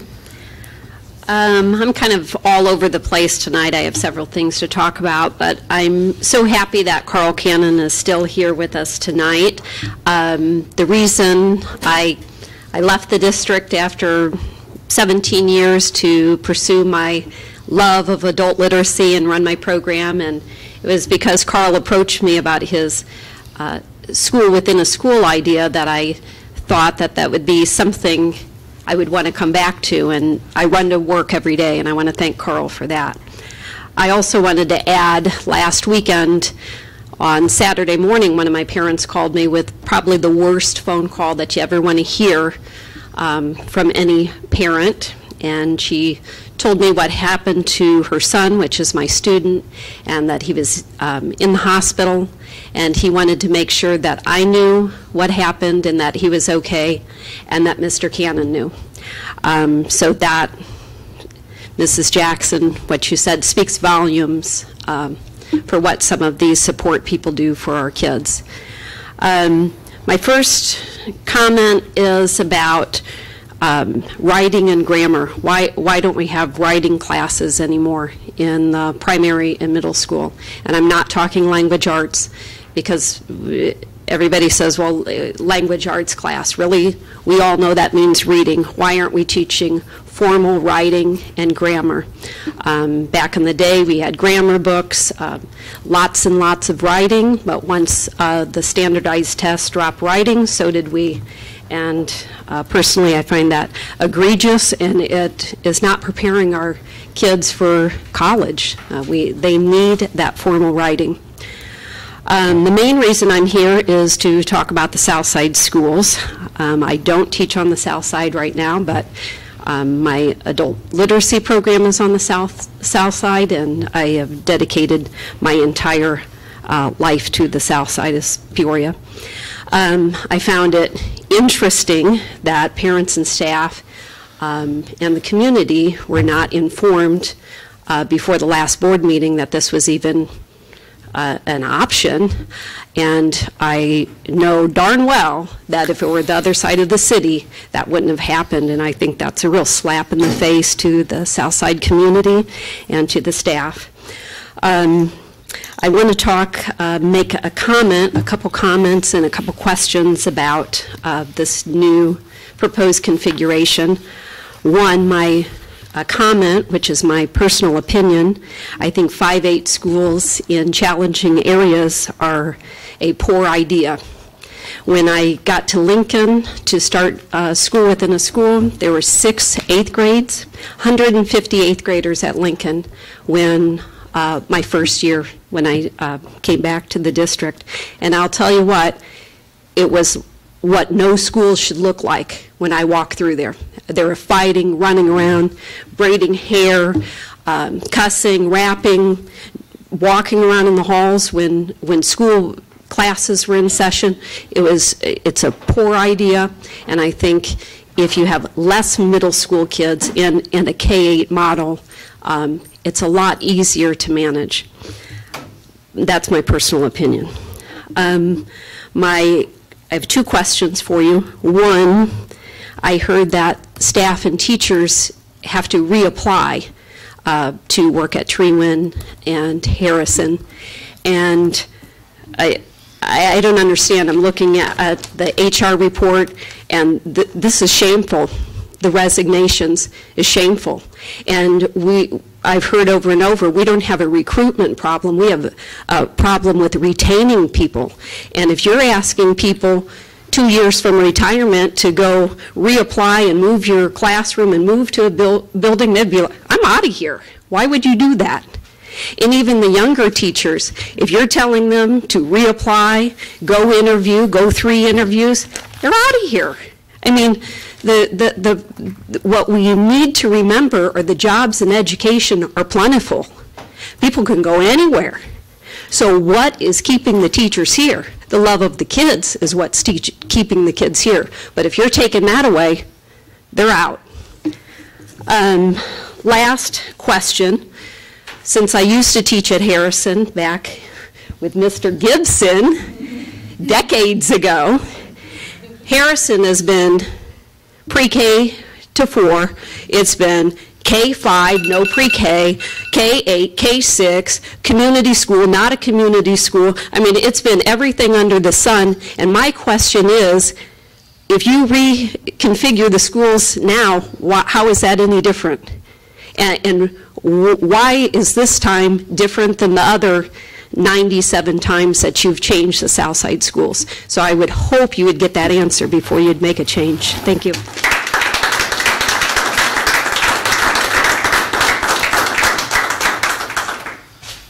All right, thank you. Responses to audience presentation. Dr. Crott. Thank you, President Adler. Let's see. Mr. Knapp, just a quick response regarding the year-round calendar. Actually, it has not been dropped. There are a couple of other things with the start time committee and also getting the buildings air conditioned. That's taken a while. So there are a couple of other things going on. So they've just kind of slowed down in terms of meeting times, but you will get you and the board and the committee will get an update at some point. But believe me, it hasn't been dropped at all. I really wanted to thank everybody who came out, Trewin staff and the rest of the group who came out and just spoke passionately about the proposal that's on the table that was presented to the board, which was just a proposal on the 28th of January. Since then, we've had several conversations.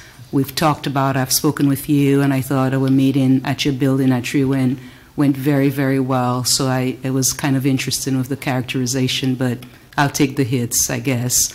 But we discussed together as a group that in addition to that one proposal, there were 2 other proposals that the team and I were asked to sort of put on the table and tease out, right? Do you remember that?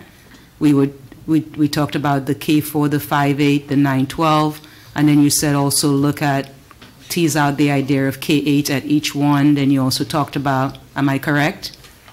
Yes? Yeah. Okay, so essentially that's where we are. I updated the board, gave the board an updated timeline. We discussed that they would go back, tease it out, get a group from both Harrison and Trewin to sort of kind of continue to build it, and that's where we are. And I really feel good about where we are in this process. For us and for me personally, I don't want to lose 80% of our kids.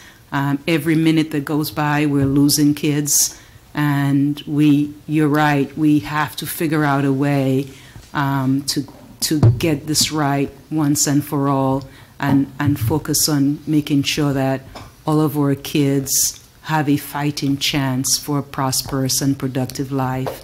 Ms. Gray, she talked about the model that we had at Whittier, which was really good, where we had the pre-K. She was my pre-K teacher, and then the kids went from pre-K, kindergarten, and up.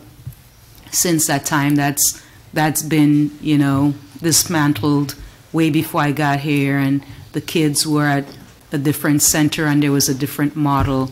I must say to everybody that we don't have a pre-K waiting list, so that's really good, Ms. Gray. I mean, the kids are all in programs. They might be not necessarily at their buildings, but they are in pre-K programs throughout, whether it's at Valeska or Manual or Woodruff. They are all engaged in learning opportunities.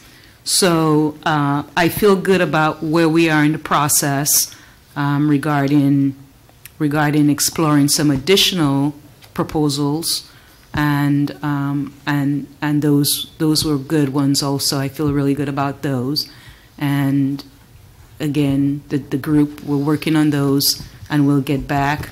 We have additional ideas of trying to be creative to get more parents. The thing about the Manual piece is it's a small group of parents for Manual, right?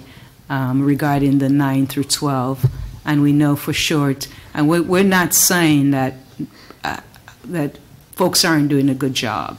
It's not about that. It's about again ensuring that our kids have a fighting chance. Number one, that they're well prepared for prosperous and productive lives. Number two, and that we're not losing 80% of them. Number three, and when we talk about the middle school experience, the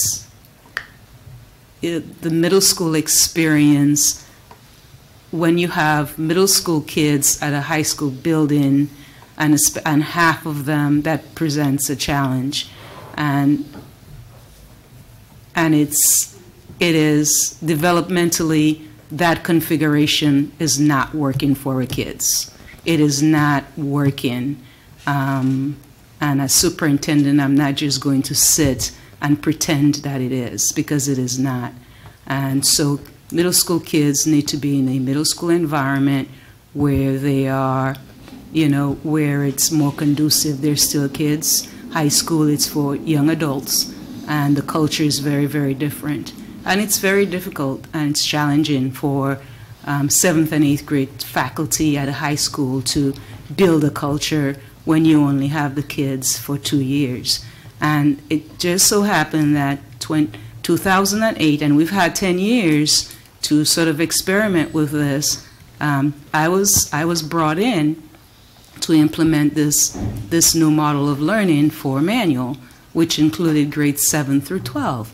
And actually, the idea was to go down to the 6th grade, which we never got to, but the idea was take the 7th and 8th graders, prepare them for the academies, right? Remember, we had a business academy, an education academy, a health academy, and a couple of other academies, and the idea was to prepare them for that, get them in the 9th grade academy, and get 7th and 8th grade was called 7th and 8th grade Preparatory Academy.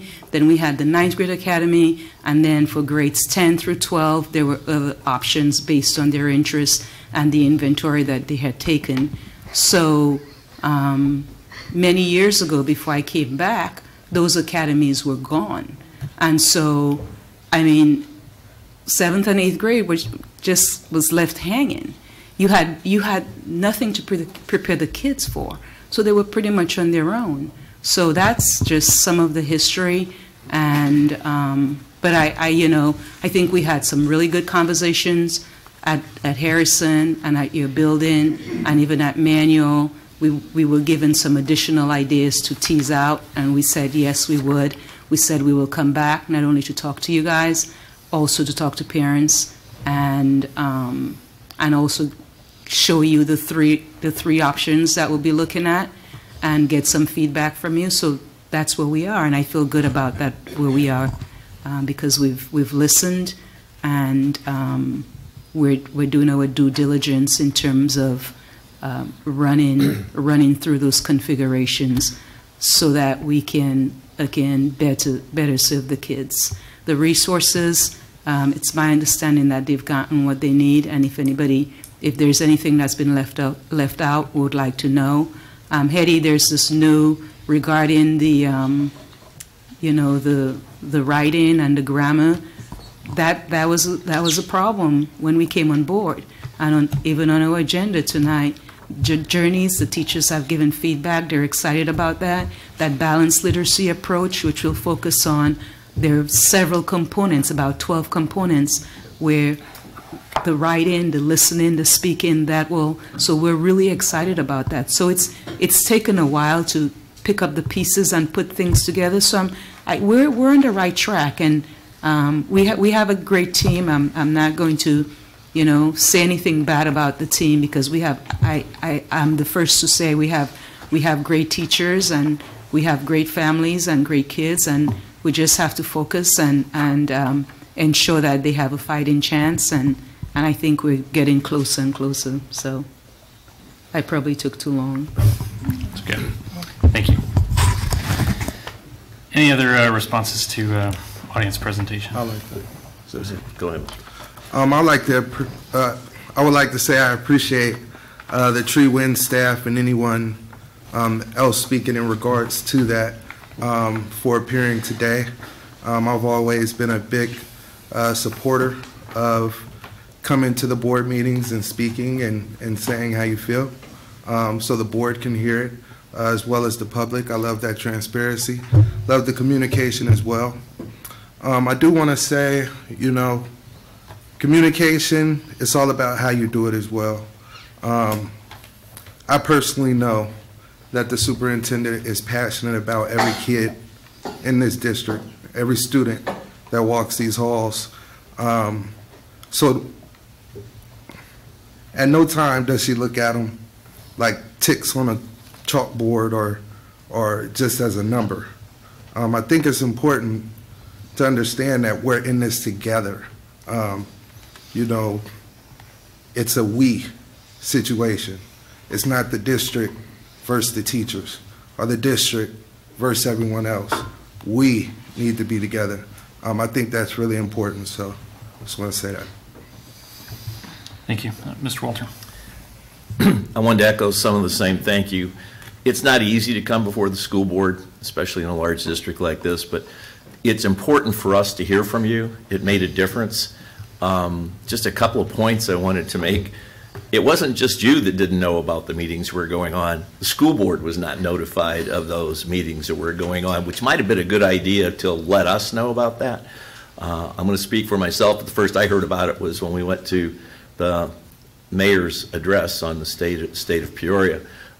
We'd have liked to have been part of that. All of us here from the last board meeting thought things were going too fast, and we wanted to do that. We wanted to be a part of it for the very thing we heard here. We wanted to hear from you. What were your ideas? What were the problems? What could we do better? We're the elected officials. We're the ones that put the brakes on. It was this whole board. It wasn't one of us or two of us. It was this whole board that said, wait a minute. It started off with Mrs. Ross, some good questions by Mrs. Jackson, Mr. Wilson. Everybody jumped in and said, wait a minute, this is going a little fast. We're not questioning the integrity of the superintendent, but I think there has been a communication issue here, and we need to hear from you. And if we need to, there were some things brought up tonight I didn't know. I'm a board member, maybe I should have known. I didn't know about the $150 per child, if that's accurate or not. I know that's been put out there. This reapplying, first time I ever heard of that. That's not something that I would be in favor of, but I didn't know about it. I mean, so there's some things here that having these meetings and some other choices would be important. I'm sure there's good reasons, but 3 of the people that are on this original committee, you know, aren't here tonight that are administrators. Dr. Wilson's not here, Carla's not here, and Dr. Wood is not here. I think they should have heard everything that you said tonight. They have legitimate reasons. I'm not going to pin that on them, but I think it's important. That was one of the concerns that I voiced at the last meeting, was this decision came top down. It didn't really get involvement in here before it got to this point, and it needed to hear from everybody before we start making these decisions. And the issue that you put out about Tree Wind, the logistics of what you guys have gone through has been, I don't know how we've got as many people staying there as we had, because we tried to change that district so many times. And I can't put this on the superintendent. Some of those things happened before she got here, and we've got to, you know, there were things that happened there, but we do have to get it right this time. And so I'm concerned about the rapidity or the speed that we're going to do this, because it was one of the things that the gentleman that talked to us from one of the child care groups said, change is very difficult for students. It was one of the quotes he made from that, and I wrote that down when he said that, because it is. And I know the stability is important of what we have to have for these kids. And when Hetty Elliott got up, Hetty is my biggest excuse where I think there should be human cloning, because if I could clone another 80 of her, I would do that. But Hetty just doesn't say it, Hetty does it. Hetty has been there. She's done programs that almost nobody else could be successful at. So when she talks, it's not that I don't listen to anybody else, but I know she has put her heart into a lot of these programs. And so I listen to her because she, you know, and we haven't agreed 100% on everything that Hetty has said.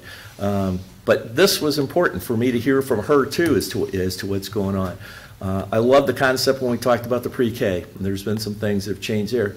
It's not the fact that my daughter's a pre-K teacher, but the idea, though, of making that work, and some of those things are beyond the control that we have right now, but that's not beyond the control of things we can't look at. So I think it was important that you all stood up and spoke. It's important for us to listen, and it's important for us to continue this progress and listen and get some more feedback and stuff with it. And I agree. You know, the Journal Star and the media here, I'm sure they'd be glad to assist us in announcing the next meetings that we have. I don't think they'd turn that down in a heartbeat. And I think what you guys have said here and some other things that get out here will help feed that we can get that we can get some more people out. It's hard for parents to get out. I mean, we've not had the best weather in the free world for people to come out. And all of a sudden to try to do this in a very narrow, compact time doesn't make it any easier. But I think the superintendent has given an outline of some things that she would like to do and where we're going to go with this. This is not going to be voted on next week or the week after, but we need to get some more input from parents and see where you're at on this, and from the other teachers too. There are a couple of other schools that were impacted by this, but this is a primary group that we're talking about here. And we just need to, we'll get some more answers and stuff with that. But again, I just want to say thank you for what you did. It took some courage, but I know you did it for the kids, and it's impressive for us, and I appreciate it. So, thank you. Thank you. Any other responses to Mrs. Ross? I just want to clarify something. In defense of the district, we did receive a notice of those meetings that were going to be at Tree Wind. You remember, Mr. Walter, we were at the State of the District when someone pointed out on our email we received notices of all the meetings that were going to be taking place. The board did. We just didn't you know, pay close attention and look at those. It was on your report that these meetings were being provided. So that's all I have to say, because there's so much work to be done, and I agree with Mr. Wilson. We're all in this together, and we've been in this together for a long time. It's not a them and us, and until we stop with the them and us, we're not going to get anywhere. I should know because I've been here longer than most people. And it can work, but we'll all have to work together. Thank you. Any other responses to audience presentation? Dr. Bob. Actually, before I respond to a question for Dr. Karat, I had asked a couple of questions at the last meeting, and then we'd had a couple of emails back and forth. I wanted to make sure I didn't miss any emails addressing those questions because I haven't seen any. Have there been any emails coming to me from administration or your office regarding the questions of the effect on students? Those were sent. You sent, yeah. Okay, I may have missed those then. I can resend them, not a problem. Say again? I'll be happy to resend those to you. Okay, thank you. You're welcome.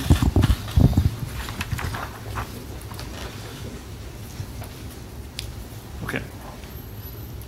No other responses? I'll make sure you get those, Dr. Bob, tonight. All right. Next item on our agenda is the approval of minutes from the January 28th, 2019 board meeting. Can I have a motion and a second to approve those? Second. It's been moved and seconded. Any discussion on the minutes from last meeting? Seeing none, would you call the roll? Mr. Wilson? Aye. Dr. Davidson Aviles? Aye. Mrs. Ross? Aye. Mrs. Jackson? Aye. Mr. Walter? Aye. Mr. Shaw? Aye. Mr. Adler? Aye. 7 ayes, motion carried. Thank you. Under informational items, proposed expenditures over $2,500. Any questions for Mr. Willis on those proposed expenditures? Seeing none. Dr. Crott, report of requests under the Freedom of Information Act. Thank you, President Adler. Since our board meeting on January 28th, we received 1 new request. We also had 2 pending requests that we noted on January 28th. Since January 1st of 2018, we've received 55 requests at a cost of $550. Very good. Thank you. Next up is the consent agenda. Mr. Shaw. All right, Mr. Adler, the items on the consent agenda are as follows. Item number 1, gifts to the school district. This meeting, $5,450. Year-to-date, $56,250.09. Item number 2, payment of bills. Item number 3, payment for travel. Item number 4, board travel request. Item number 5, human resources report. Item number 6, board policy 6:135, accelerated placement. Item number 7, field trip approval, Richwoods High School Junior ROTC program to Elizabeth, New Jersey. Item number 7, field trip approval, Washington gifted 8th graders to Oregon, Illinois. Item number 9, field trip approval, WCTC, health occupations and culinary students to Springfield, Illinois. Item number 10, Sterling HVAC abatement. Item number 11, Sterling HVAC project. Item number 12, Journeys Reading Program adoption for grades 2, 2nd, and 3rd. And item number 13, Memorandum of Understanding with the American Federation of State, County, and Municipal Employees, AFL-CIO, Local 3716. Peoria School District 150 Transportation Department employees regarding fair share dues, and that is the entirety of the consent agenda. Thank you, Mr. Shaw. Are there any items that board members would like pulled for a separate vote? Mr. Walter. Number 6 and number 12. Okay. Just out of curiosity, is number 6 a question or to provide an informational? Probably provided information. Okay. All right, go ahead. Yeah. We can pull it if you want, or you could comment on it on the bulk motion. So. What do you think? It's pulled. Go ahead. Go ahead. Yeah. All right. All right. So 6 and 12. Any other items to be removed from the consent agenda? Seeing none, can I have a motion and a second to adopt the entirety of the consent agenda with the exceptions of items 6 and 12? So, second. All right, moved and seconded. Any discussion on those items, just including 6 and 12? Seeing none, would you call the roll? Mr. Wilson? Aye. Dr. Davidson-Aviles? Aye. Mrs. Ross? Aye. Mrs. Jackson? Mr. Walther? Aye. Mr. Shaw? Aye. Mr. Adler? Aye. 6 ayes, motion carried. Can I have a motion and a second to adopt item 6? So moved. Yeah. Second. It's been moved and seconded. Mr. Walter. Just some clarification. There was a question from the audience about number 6. I probably should have deferred Mr. Shaw about this because he is the chair of the Resolutions Committee, but we put this on in an accelerated fashion, so I will yield my time to Mr. Shaw. Item number 6, and that is on page 49 in your board packet. It provides options for and not limited to acceleration in a single subject, grade level acceleration, and early entry into kindergarten. So those are the main thrusts of it. The reason why we're asking to forego protocol is to bring us into compliance with state law. So, if I can just follow up, there was a statute that was passed. We were behind this, along with probably 95% of every other school district in the state that was not in compliance. We were hoping that Dr. Wilson would be here because she and her team, I think, did a great job in putting this together on a really short period of time. They did research and they brought it up, and she's not here. I would urge that we move and pass on this, and any questions we have, if we could have Dr. Wilson do that, because I think their team did a great job. There just wasn't a lot of downstate schools that had language that we could go into to tap into that. We even checked with legal. There just wasn't a lot on that. There were statutory things that were required, and we were behind the 8 ball on doing it. So we wanted to have this in here, but we just didn't want to just ram anything through. So they did a really good job putting it together. They presented it at the policy committee meeting, and we'd urge you to vote for this tonight. And then if we have any other questions in the future, we could ask Dr. Wilson. So for the audience, clarification, our standard procedure would be to have a first reading of a new policy, bring it up, open it up for questions, and then come back at a following meeting. Because of the rationale that the policy committee provided, we're declining the first reading and we're trying to adopt on the first reading. So. And it's a good policy. I mean, all the things that's referenced. When I was a primary principal, I did it. If kindergarten kids were ready for 2nd grade, we tested them and they were placed they were accelerated, and essentially it's making it possible so that individuals don't have to do it on a whim or through their gut, but now we have policy to back us up. But I did that quite a bit. I remember one year I promoted about 4 kindergartners who were reading at 2nd grade level, and they were just beyond kindergarten, and they were sent on to 1st grade. So I'm really excited about the academic placement policy. So thank you, Mr. Shaw, and your team, Mr. Walter, for ensuring that we're in compliance and we get it on the books. Thank you. Any other discussion or questions on item 6? All right. Seeing none, would you call the roll? Mr. Wilson? Aye. Dr. Davidson-Aviles? Aye. Mrs. Ross? Aye. Mrs. Jackson? Aye. Mr. Walter? Aye. Mr. Shaw? Aye. Mr. Adler? Aye. 7 ayes, motion carried. Thank you. Can I have a motion and a second to adopt item 12? So moved. Second. All right, it's been moved and seconded. Discussion on number 12, Mr. Walter. Yeah, my question was, and it will probably go to Mr. Willis and the superintendent. Is there an urgency for this having to be approved at this meeting? I would just like some more information on it. The whole thing sounds really good, but I just, we're committing almost $300,000 to a program, and it looks like a 7-year commitment and stuff with it.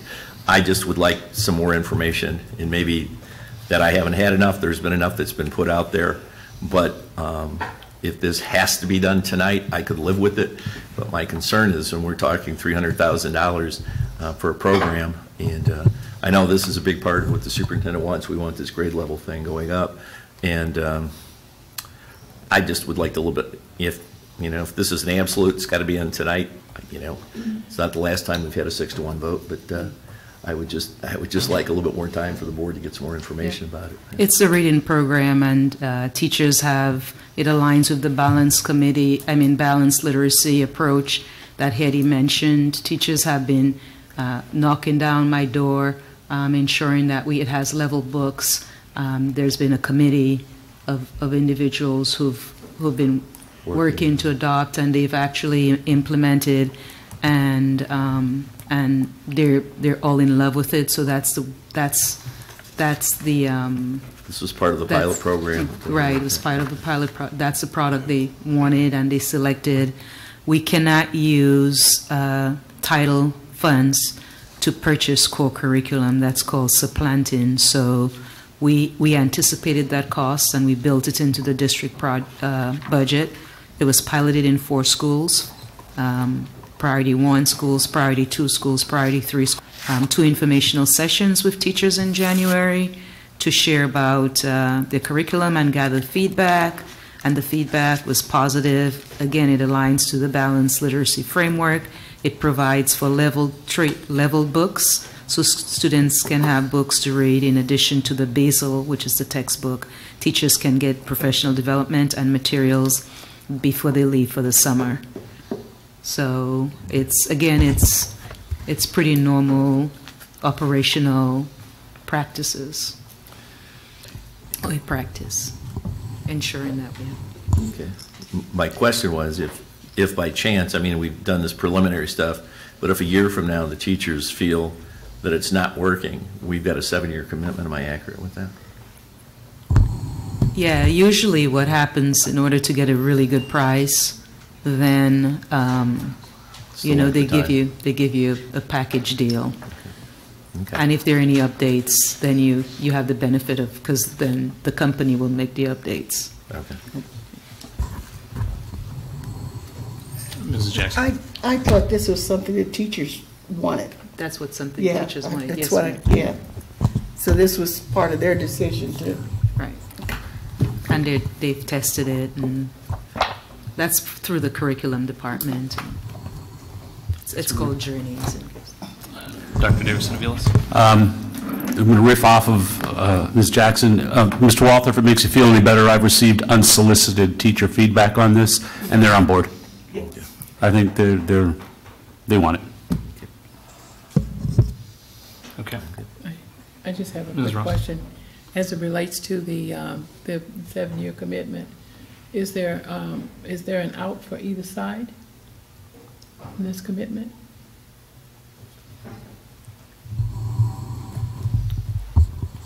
Usually there is, but it has everything. It has everything that we want: the balanced literacy approach, the support for teachers. There's online resources also. You have the online. Usually we don't get the online. There's coaching. There's PD. I'm from the Skyward world. Right. When we first got Skyward, and everything was supposed to be added, but I just wondered if was there any kind of clause that Usually there is, but it's not unusual for us to have a 6 or 7-year commitment with those companies. So that's what Mr. Wilson think. Well, one time a year. Right? No, it's a one-time charge. It's a one-time charge. Oh, Yes. okay. So is there any other annual fees with this? No. Okay. Okay. That makes me feel better. Thank you, Mr. Wilson. Okay. Okay. Any other discussion? All right. Would you please call the roll on item 12? Mr. Wilson. Aye. Dr. Davidson-Aviles. Aye. Mrs. Ross. Aye. Mrs. Jackson. Aye. Mr. Walter. Aye. Mr. Shaw. Aye. Mr. Adler. Aye. 7 ayes, motion carried. Thank you. Next up, we can get back. Deliberation. Deliberation agenda. Mrs. Jackson. Suspension review, proposed action, that the suspension review listed on the report dated February 11th, 2019 be approved as presented. Second. Mr. Wilson? Aye.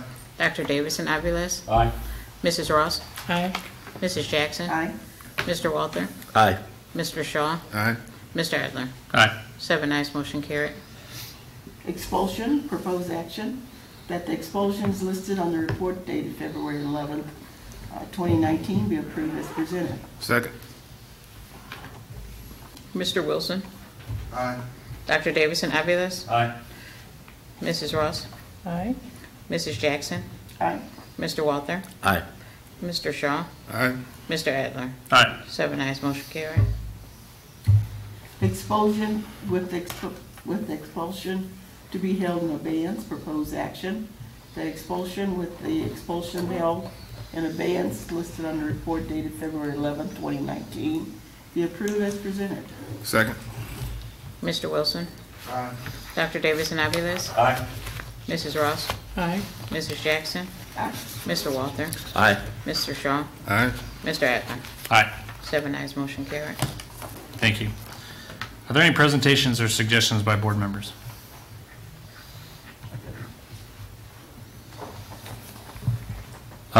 I did receive the email Saturday afternoon, day before yesterday. Thank you very much. I still have concerns regarding even a small number of students who are going to be affected by this. Also, in a point of correction, the last board meeting I indicated about having gotten feedback on the grade issue, and Ms. Marlin explained to me that the week before, or the Monday prior, she had sent me an email on that. So that's my oversight, and I apologize for that. The question, there is still some question apparently and discussion regarding that, and I think I'm just going to leave it at that. Any other suggestions by board members? Reports from board committees. Oh, I was too far ahead. It's all right. You're up now. Parent Teacher Advisory Committee will meet Wednesday at 4:30. 4 o'clock. 4 o'clock. Media room. Media room. Thursday's our normal date, but Wednesday, we changed it to Wednesday because we missed the, because of the weather. So next month, we'll be back on track with Thursdays. And the building committee will be meeting on the 28th. Dr. Bob is going to be out of town, so we changed the date because I think that he needs to be there with me. So the 28th at 9 o'clock in the media room. Very good. Policy Committee will meet Thursday, February 21st at 3:30 p.m. School Start Times Committee will meet next Wednesday, February 20th at 4:30 in the media room. After that meeting, we're going to kind of transition to public forums to present some of the concepts that we've talked about and gather feedback from the community. So look forward to that. Can I ask where the public forums will be held? We're looking regionally in the different high school regions, but I don't think we have them on the calendar yet. So we'll let you know. All right, anything else for the good of the public? Seeing that, we are adjourned.